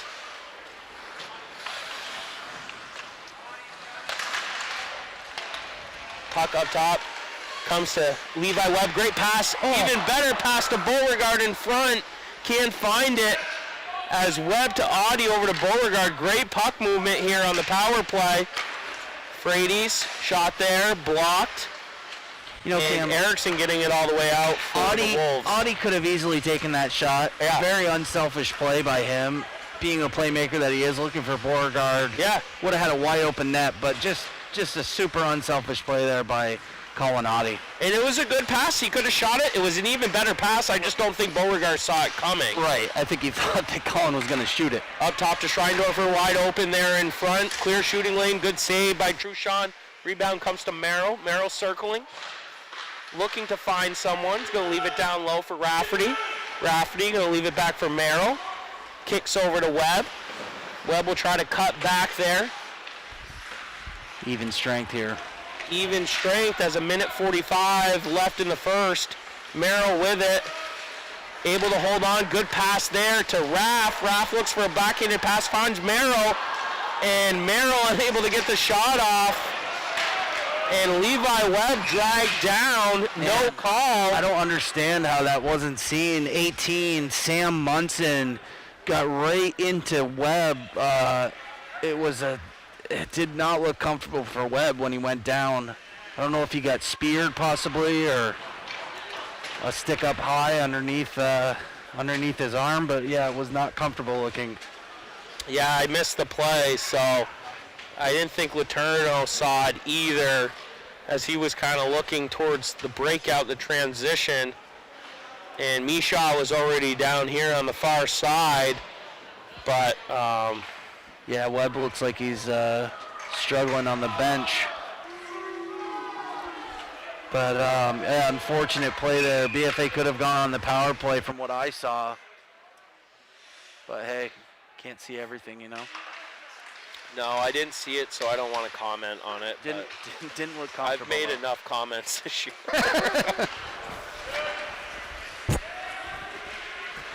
So Ethan Audie with it, just about a minute left in the second.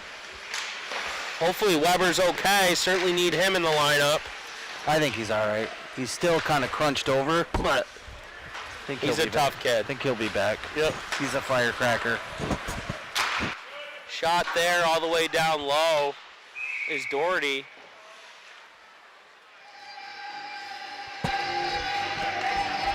And 58.2 left in the second. Puck will be in the Wolves' offensive zone. We'll see who Jones sends out to take the face-off. Looks like it's going to be Perkinson. Wilbur doing a good job winning the draw. Puck coming out. Potential icing, and yes, it will be called. No hybrid icing. Just barely made it down there. Well, I guess there's no more hybrid icing, so even if he beats it to the puck, I think they don't call that anymore. Webb's back on the ice, so good to see him back on.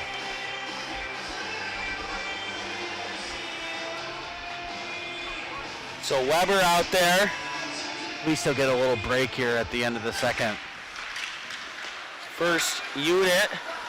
Webb chips it up top to Merrill. Merrill giving chase. But see, yeah, they don't. That's one thing I learned from. I knew there wasn't. Merrill just body checked the I ref. know brained on the two-line pass a couple games ago, but I actually didn't know that there wasn't a hybrid icing anymore. I know, but I feel like there should be some, like... But that's the past two icings where the forward could have beaten out the defenseman, but Right. yeah. But, you know, I feel like there should be some discretion, like, hey, let it just go. Right, right. Let them play. It's, you know, it's Because so, it's high school hockey. so close, you know. So Colin Audie with it in the offensive zone, looking for Webb in front. Webb just misses that. South Burlington going the other way is Perkinson. Perkinson throwing on net, and Telfer with a save with 16.7 left in the second. You know, not a great period so far for the Wolves. You know, only 16 seconds left. Really not a lot of quality shots and quality chances from the Wolves. Just taking that one power or penalty by Perkinson, but they just really haven't had a lot of jump in their step in this second period. And they need a little life coming into that third. So just about 10 ticks. Puck held on to in the zone. Late shot there on Telfer. He'll kick that to the corner. And that will conclude the second period as BFA able to get a goal by Wood to go up 3-1, assisted by Levi there. A lot of good puck movement by that first line in the defensive unit of Phelps and Ethan Audie, but Wood kind of coming in on the line change. Levi kicks it out front. I think there was an initial rebound that Wood might have gotten, but burying it 5-hole and giving BFA this 3-1 lead, a much-needed lead with 1 period left to go. Yeah, I think it was just hard work that came out of that goal, and Liam Wood getting rewarded there, from that hard work from the first line, and, that happens. And it's good to see Liam get a point in this game and get a goal on the board and help his confidence going into playoff time. Yeah, he's certainly been one of the players who's really come on strong ever since he moved up to the second line. Past 2 home games, he's been an honorable mention for player of the game. Unfortunately, for him, Ethan Audie and Corbin Schreindorfer and Colin Audie there having better games. But Liam's certainly playing very well and starting to tally up some points. And I know Beauregard and Savoy like having him on the line, so good to see him cash one in. I think maybe just a couple penalties or 1 penalty there. Yeah, just Perkinson with that hooking call. So both teams staying pretty composed compared to the first period. 3 penalties the first period for South Burlington. So South Burlington with the majority of the penalties and just the Frady's penalty in the first. Yeah, again there, not a ton of action across the board, but certainly a big goal there. South Burlington was starting to really come on strong. They've certainly had the puck in their offensive zone a handful. BFA, I think, though, that period doing a better job pushing those shots to the outside because a lot of stuff Telfer's been able to see and just has been able to cover up. Yeah, he hasn't had any problems with the shots during the second period. I think he really wasn't tested. So hopefully this South Burlington team can get a little pep in their step coming into this third and make this more of a closer game. Yeah, so BFA 1 for 3 on the power play, not able to capitalize off that last one, but certainly getting the power play goal earlier in the first period. Let's take a moment to thank our sponsors, Northwestern Orthopedics, Collins Pearly Sports and Fitness Center, Barrett Ford, JC Image, Handy Toyota and Corporate Outfitters. If your business would like to be a sponsor for Northwest Access TV sports coverage this winter, please contact 802-782-8676. Again, Northwest Access Player of the Game, sponsored by Corporate Outfitters. We are giving out Player of the Games during the postseason, so this will not be our last one. Starting to look at, players developing through this game. I know Camden Piper, been a solid player all year, had that big assist up top early in the first period. Gavin Frady's played a good defensive game. Webb had that nice assist, working hard. Drawing a couple penalties as well. So Weber looking good. Liam Wood certainly playing good the past couple of games, getting a goal there. So a couple players to look out for you. As far as this being the last game of the year, I kind of went through the VPA standings and looked through everybody's matchup, and it's pretty solidified. I'm almost 95% that these are going to be the matchups we're going to see starting next week. Yep. And just going through that starting hasn't changed from last week is number 1 Rice hosting number 8 Rutland. Winner of that will play number 4 Colchester hosting number 5 South Burlington Wolves here tonight. The other side of the bracket will be number 2 BFA Bobwhites, your Bobwhites, hosting the number 7 CVU Redhawks. That winner will play the number 3 Essex Hornets, hosting the number 6 Spalding Crimson Tide. And then obviously the 2 winners on both sides will meet at Gutterson Fieldhouse. That's going to be March 9th. Jay, I said this last week. I know we talked about the South Burlington-Colchester matchup, but any other comments on how this playoff picture is going to shake out and what you may think as far as predictions and who may develop out of what region? Yeah, I think you're going to see either Rice Rice on that, one side, the top side of the bracket there, and I'd like to see BFA see Essex in the semis and knock them off. That would be a good little trip. But I think BFA's not going to have any trouble with CVU. I'm just saying that now with how easy and well they dealt with them during the year. But I'd like to see BFA knock off Essex and possibly see another matchup with Rice in the finals. Yeah. When I'm looking at it, obviously I like Rice over Rutland. Yeah. I think BFA over CVU. CVU just doesn't score enough goals. Essex to beat Spalding. Yep. That BFA Essex, I think, is pretty much locked up. Yep. Anything could happen. I think the toss-up for me, where we could see a shake-up, is that 5-4 matchup as we talked about. And I also think if one of those teams, they get the win, I think with the struggles Rice has had to close out games, I think that's a toss-up game there in the 1 through the 4 or 5, just like that 2-3 matchup will be from Essex. Yeah, I personally think Colchester's probably going to knock off SB, and Colchester has every chance of beating Rice, just as much as any other team. Yeah, and another good point, I made this to my dad, if Colchester were to play Rice, and Rice gets the win tonight, that would mean that Rice would have had to beat a very good Colchester team 4 times in a row. Ouch. And I'm just not so sure how likely that is with that top 4 or 5 bunch. Yeah, I just don't see that happening as well. I think that would be... So that'd be interesting. It's definitely going to be interesting. But yeah, I'd love to see that Colchester-South Burlington game for sure. I think that's going to be one not to miss. Just a reminder, Northwest Access TV is a nonprofit organization. If you're enjoying the sports coverage throughout the year, please consider making a donation. Just visit northwestaccess.tv/donation. With that, we'll take a break and we'll be back for third period action. BFA Bobwhites up 3-1 over the South Burlington Wolves.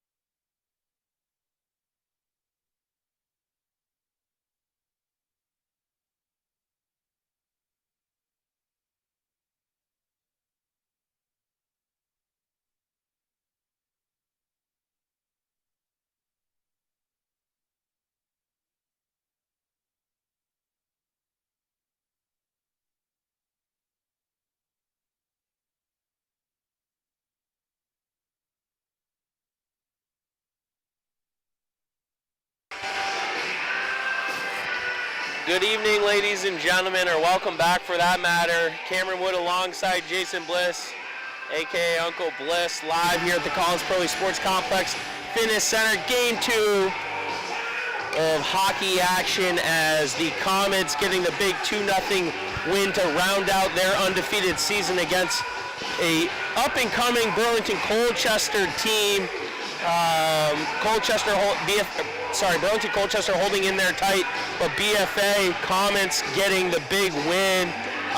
Shifting back to this game, Bobwhites on the other hand up 3-1 now with the Wood goal assisted by Webb.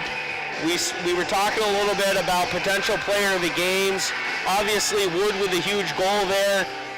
He's been a good player for this team as far as both sides of the ice concerned, passing, winning the draws, and whatnot. But Levi Webb drawn a couple penalties, and I think he's moving the puck really well tonight as well.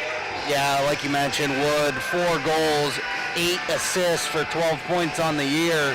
He's really come to, make a difference on that second line since he's moved up to that second line spot. Does well on face-offs. Super good, grinder for this team.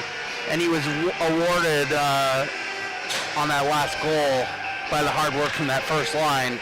And Webb, on the other hand, 10 goals, 10 assists, 20 points on the season. Just a great first-line guy for this BFA hockey team. So let's get into this third, Cam. So we are underway. Final period of the regular season. Ooh. And there's a shot just wide. Quickly again, Colin Audie approaching his 30th point on the year. Currently sitting at 29. So we will look for that. As he passes one in front, it almost gets an assist there to Webb. Webb moves it over to Merrill, back to Audie.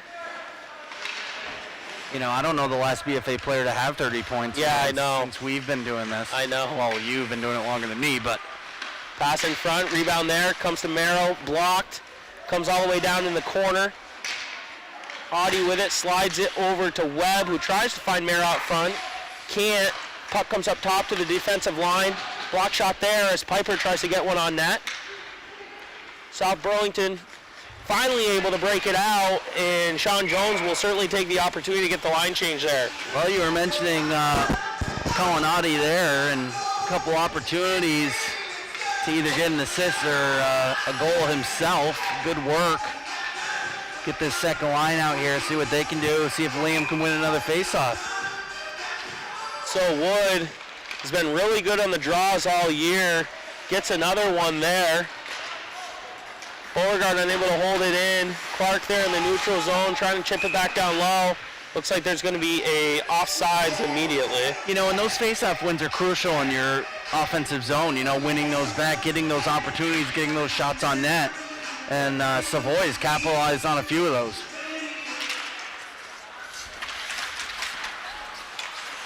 Puck in the neutral zone. Chipped all the way down. Gavin Frates, another guy playing a good defensive game. It's been solid, rock solid back on that blue line all year for BFA. Good defense there by Rowan Killeen for South Burlington, not allowing BFA to break out. And still again, Killeen. Good little crowd here tonight, Bliss. Yeah. Sure, a few people traveled up from SB. I don't want to talk too early, but I can only imagine what an Essex BFA semifinal would look like here. Oh boy. Certainly got to get through the rest of this game, and then obviously you're going to have a gritty CVU team that's given you fits in quarterfinal action in the past. It would be here?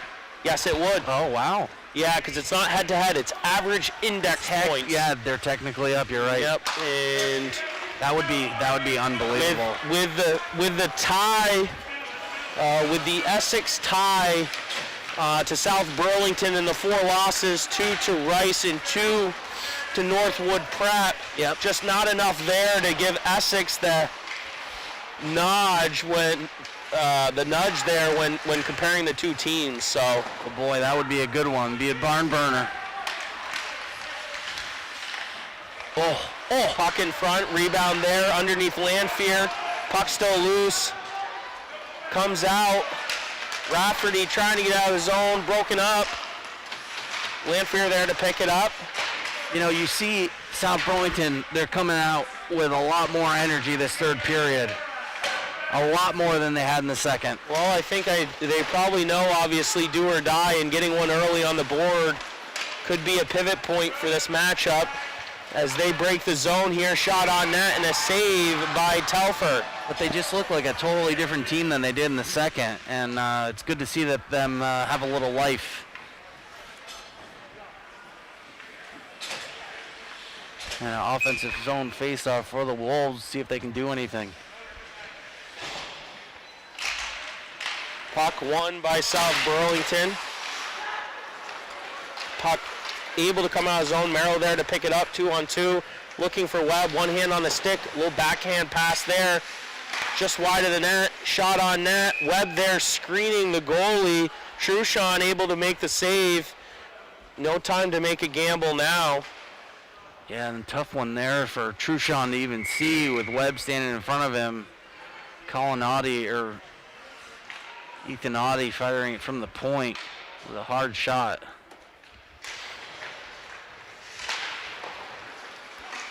So Bobwhites with it is Merrill in their offensive zone. Just about 3.5 minutes into the third. Phelps with the shot wide of the net. South Burlington able to get it out of the zone is Munson. Telfer there to intercept, breaking it out through the far side boards. Pinched off by South Burlington. Erickson with it now. Erickson getting it back to Munson. Stretch pass there, intercepted by Phelps. Phelps going the other way, a little toe drag. Great shot, yeah. Wow. Great shot there by Phelps with some speed, a little toe drag, and a quick shot on net. You know, Phelps saw the open space in front of him, used what he had, got into the zone, and a little, like you said, nice little toe drag to kind of throw off Trushan, and he had a little trouble with that one. He's just looking for a buddy. Oh yeah. In the crowd. Actually, your nephew. Tough. Oh, who? Owen and Liam. Owen's here? Yeah, apparently Liam's got a sign. I can't find him, but should probably focus on the game. Yeah, I don't know. Puck in the offensive zone. Beauregard looking to stretch that over to the slot. Can't find Savoy. South Burlington getting it the other way. Coquette chipping it down low for the Wolves. However, coming back the other way. Wood with speed. Gets it down low. Intercepted by Savoy on the potential breakout on the far side. Beauregard with it now, behind the net, pass in front to Wood. Wood! Wow! What a pass by Beauregard. What a save that hit the top of his glove as Wood had a shot wide open in the net. I thought for sure he's going to find the top corner. Yeah, that would have been a nice one for Wood to get another goal on the board. But what a beautiful pass by Beauregard to find Wood wide open. Yeah, and even Rafferty and Schreindorfer and Wilbur moving it. All lines moving the puck really well. And there's a shot on net by Burke in Telfer, which I think is great for Telf. Is as this season's gone on, I think there's a little bit of chaos in front of the net early on the year, but he's just covering the puck up, not taking any chances, and he'll take his whistles knowing that he's got three of the best centers to win draws for his team. Yeah, he doesn't take any chances like you said. I mean, he's gonna cover up every opportunity he can, not allow any rebounds. So Telfer cutting it off behind the net, leaving it there for his defensive unit. Puck comes out through the neutral zone. Rafferty there to pick it up. Circles around the net, looking for Schreindorfer in front. He'll push it out back to Johnson instead. Johnson throws it back down low. Schreindorfer trying to circle around far side of the net. Picked up by South Burlington, however, going the other way is Keelan. South Burlington unable to hold the zone, and BFA getting it all the way down, and Duquan will call for a line change. One of the South Burlington players was looking to hit. One of the BFA guys took out his own player.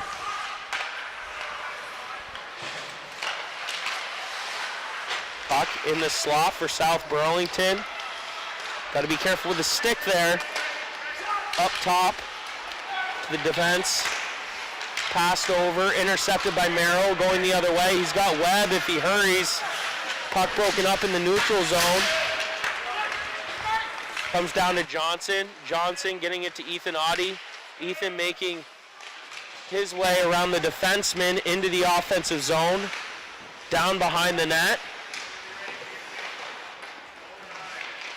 Keeps moving his feet. South Burlington have a tough time shrugging off the defensive. Got Merrill on defense right now. Ooh. And Ethan Audie skating it into the zone, just killing time, wearing down the South Burlington team, buying time. Finally finds his brother Colin there in the slot, and Colin with a good shot on net, but a save by Truchon. Good job there by Merrill to get back on defense, seeing that Ethan was down low in the zone. Quick shot on net by Beauregard. Puck behind the net of South Burlington. Looking for a stretch breakout pass there, and will be called for a icing as no one there to pick up the puck. So 7:29 left, halfway through this third period. As mentioned, BFA, as you can see, up 3-1. Wood set to take the draw. Wood with a goal already tonight. Almost had a second goal there, as he had a great opportunity in the slot to almost seal the deal on this game, but a great glove save by Truchon. Will hit the top of the pocket frame of the glove and just sailed just wide of the bar, but if he didn't get his glove there, that was top left corner all day. I feel like they got Liam fixing his neck guard and his chin strap and getting back into the... Of course, you had that incident down in Connecticut with the neck guard earlier this year. I didn't hear about Yeah, poor kid. Kicked him out. Yeah, poor kid, got tied up and ended up getting his neck caught and passed away. So Yeah, that was... Yeah, I heard about that. That was sad. Rebound in front, loose puck there. Wow. And covered up as BFA had a wide open net there, but South Burlington defenseman sneaking in, and Truchon able to get back into position and cover it up for the whistle. Truchon just laying in the crease. Found a way to track that down and cover it up, but close one there.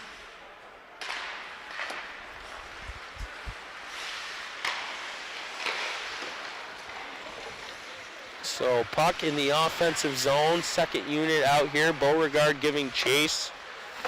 With it is Bradley trying to break it out through Perkinson. Comes back down to Bradley. Breaking out the other way is South Burlington. Can't get anything done through the neutral zone. Sean Beauregard with a one-on-one effort, getting it back down into the offensive zone. Erickson there to pick up the puck for the Wolves. BFA intercepting it. Pass in front by Wilbur. Can't find Savoy. And South Burlington the other way with a quick shot on net. And Jones calling for a line change. Trying to get a fresh unit out here, see if he can get a last-minute goal. Try to make it 3-2 here in the final stages. You know, those shots, Cam, just over the blue line for South Burlington are not going to beat Telfer. Got to get closer in and get these side-to-side passes, get it moving a little bit. Good hit by Schreindorfer in the far offensive corner. South Burlington picking it up. Shot there on net. I mean, those are not going to beat a guy like Telfer. You got to get deeper in the zone. And, well, I think they're just trying to break up the play and get some whistles so they can get some fresh line changes. The problem is you look at guys like Colin Audie, Levi Webb, and even Tommy Wilbur, who's gotten pretty good at the face-off. I mean, BFA's tough to win draws against. Yeah, for sure. Frady's with it behind the net. Colonnati there for support. Trying to break it out, can't. South Burlington able to get in that slot, finds a pass and a good backhand shot, and there's a good save by Telfer as South Burlington able to finally get some action in front of the net. Yeah, and South Burlington kind of piling up the shots. You know, most of those just coming in to their offensive zone and firing those long shots out, but quality chance there for South Burlington, just getting a touch on it, backhander, but Telfer gloving it.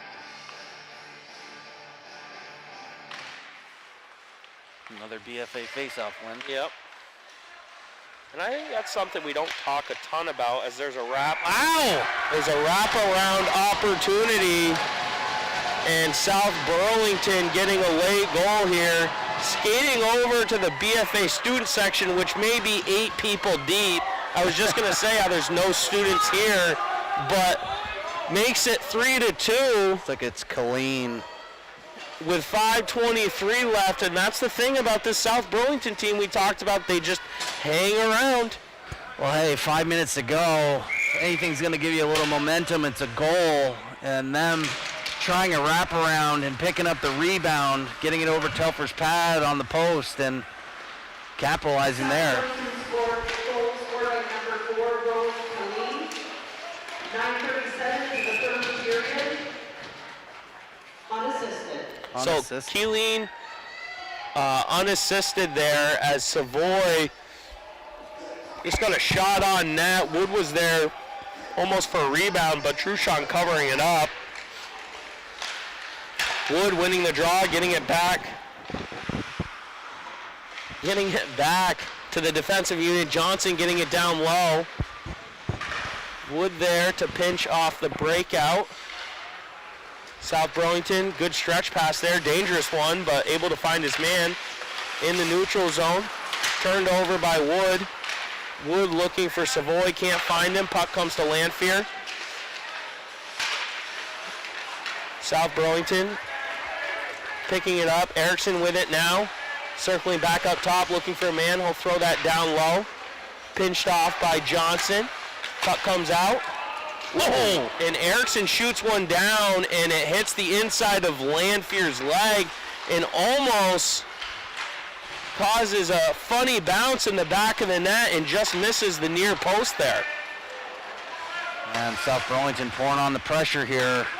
Yeah, there's a pass across the blue line, unable to hold it in. And really, BFA at this point just got to stay composed, stay out of the box, and play solid defense. Steindorfer getting it down low. Looks like South Burlington's got a guy floating as well. Great shot on net by Steindorfer. Rebound there by Rafferty. Can't find it. And again, Truchon out of position. Wilbur picking up the puck. Shot there on Truchon.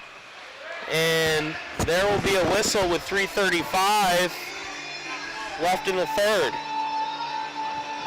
Yeah, a little opportunity there for BFA. Truchon falling down again, getting out of position, as Cam said, and BFA could not track the puck down to get it past him. Audie winning the draw. Webb with it, shot blocked. Merrill chasing in the corner. Merrill with it, behind the net, skating around his defensive man. Trying to get it up top to Piper, can't. Puck still in the offensive zone. Just about 3 minutes left. Block shot there. Rebound out to Audie and covered up. And a little bit of pushing and shoving. Motion's running high. You know, you're going to notice, looks like South Burlington's sending a guy either for a stretch pass or looking for a breakaway of some sort, kind of cherry picking a guy to get an opportunity with 3 minutes to go. And I would assume as we get closer to the 1 minute mark, 1:30, you're going to see Sean Jones probably pull the goaltender. One of the few draws I haven't seen Wood win all year, helping South Burlington get the puck out of the zone. Ethan Audie there to hold on to it and chip it back down low, making South Burlington break it out again here through the neutral zone. Erickson with it. Blocked by Piper. Puck goes all the way behind the net. Chipped out to Beauregard. Picked up by Wood through the neutral zone. Wood with room. He'll leave a great drop pass, and Wood with a great little pass there to Savoy, and another good save by Truchon.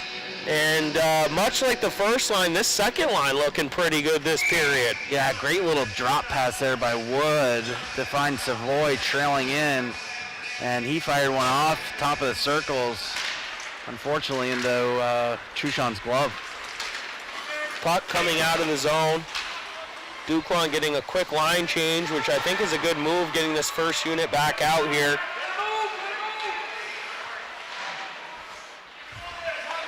Two minutes left in the third period.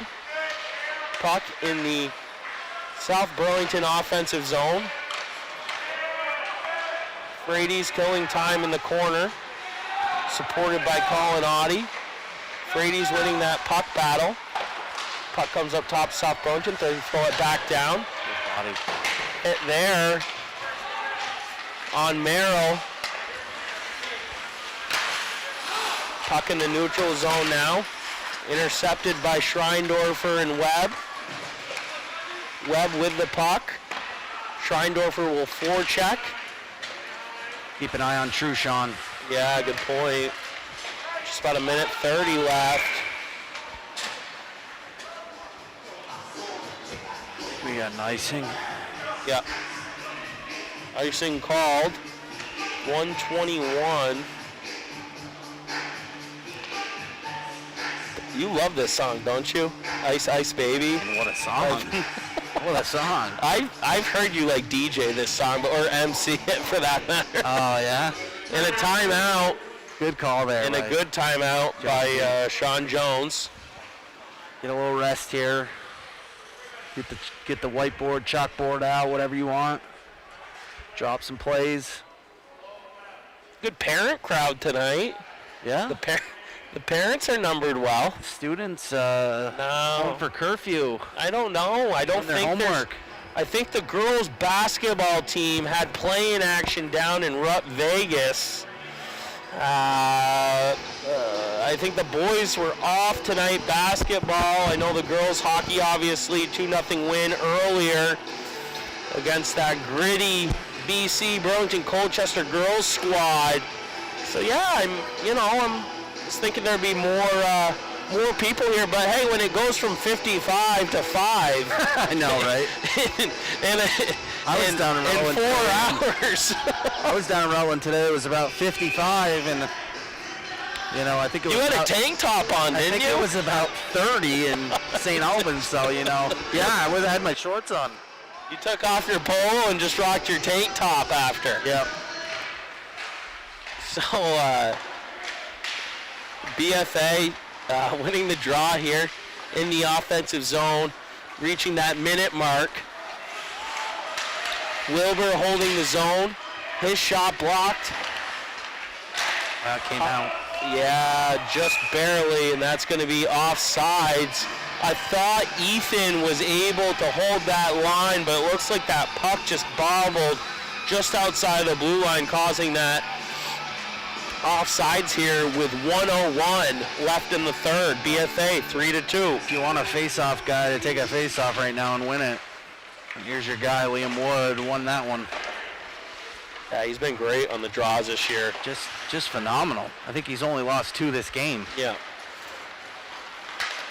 BFA intercepting that play was Wood. Good job by Wood to break up the transition there. Truchon just can't get out. Oh, good pass by Savoy to Beauregard. One-on-one backhanded pass. Good save by Truchon. Puck comes up top to Wood. Slides it over to Beauregard. Just under 30 seconds. Good pressure here by Going to be BFA. tough to get Truchon out of the net with the time left. I think this may be his calling. Gotta yank him. Yep, here he comes. South Burlington pass there in front. Puck comes out off its mooring, and a quick whistle there, but South Burlington with a good individual effort on that play. Excuse me, on pass, there's a little backhand shot there, and bodies come crashing the far post, and net comes off. So whistle here with 11.8, but South Burlington's going to have the 6-on-5 advantage. Yeah, this is what you call moment of truth. And and I think Duclon's going to call a timeout.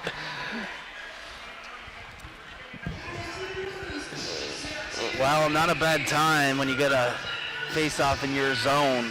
We're both off on our predictions tonight again.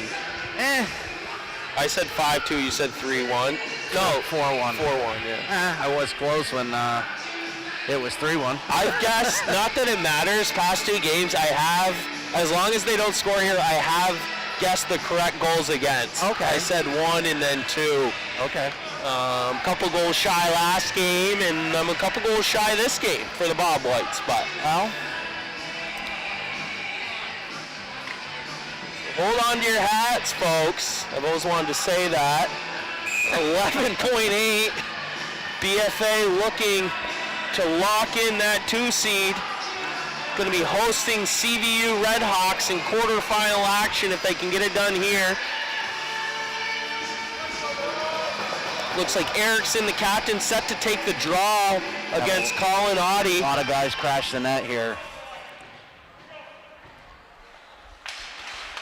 Audie winning the draw, chipped out to Webb. Webb with room. He's dragged down. You can't tackle the man like that. Penalty shot, give it to him.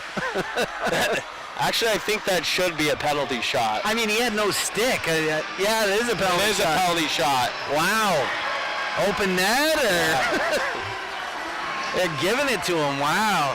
Yeah, I mean, you can't bear tackle him one-on-one like that. If you don't have a stick and you're going to tackle This a guy is the first time I've seen a penalty shot, but when the call was made, not have the goalie in the net. So I didn't, obviously you can't give him a wide open net, but Well, no. I mean, I'm just saying, like, I've never seen a situation. right. Well, hey, I mean, he's a legitimate, he's all by himself. I mean, otherwise he would have scored. Giving him a goal? Automatic? Wow. Automatic goal. Yeah, because I think that's what I'm saying. I think when it's an empty net, and you draw a penalty shot, Right. it's an automatic goal. That's what I was kind of getting It at. makes sense. Yeah. I mean, so we're giving Webb that unassisted. So, hey, Weber Yeah, no, I know. kind of gives him that solidification, I think. And wow, that's something you don't see every day. No, and there it is, folks. 4-2, wow. 4-2 win for the BFA Bobwhites. And they will lock in that 2 seed, much deserved. Go to 15-3 on the season. Very good season. Their 3 losses, a couple 3-1 games against Essex. I thought 2 of their worst games of the year. Yeah.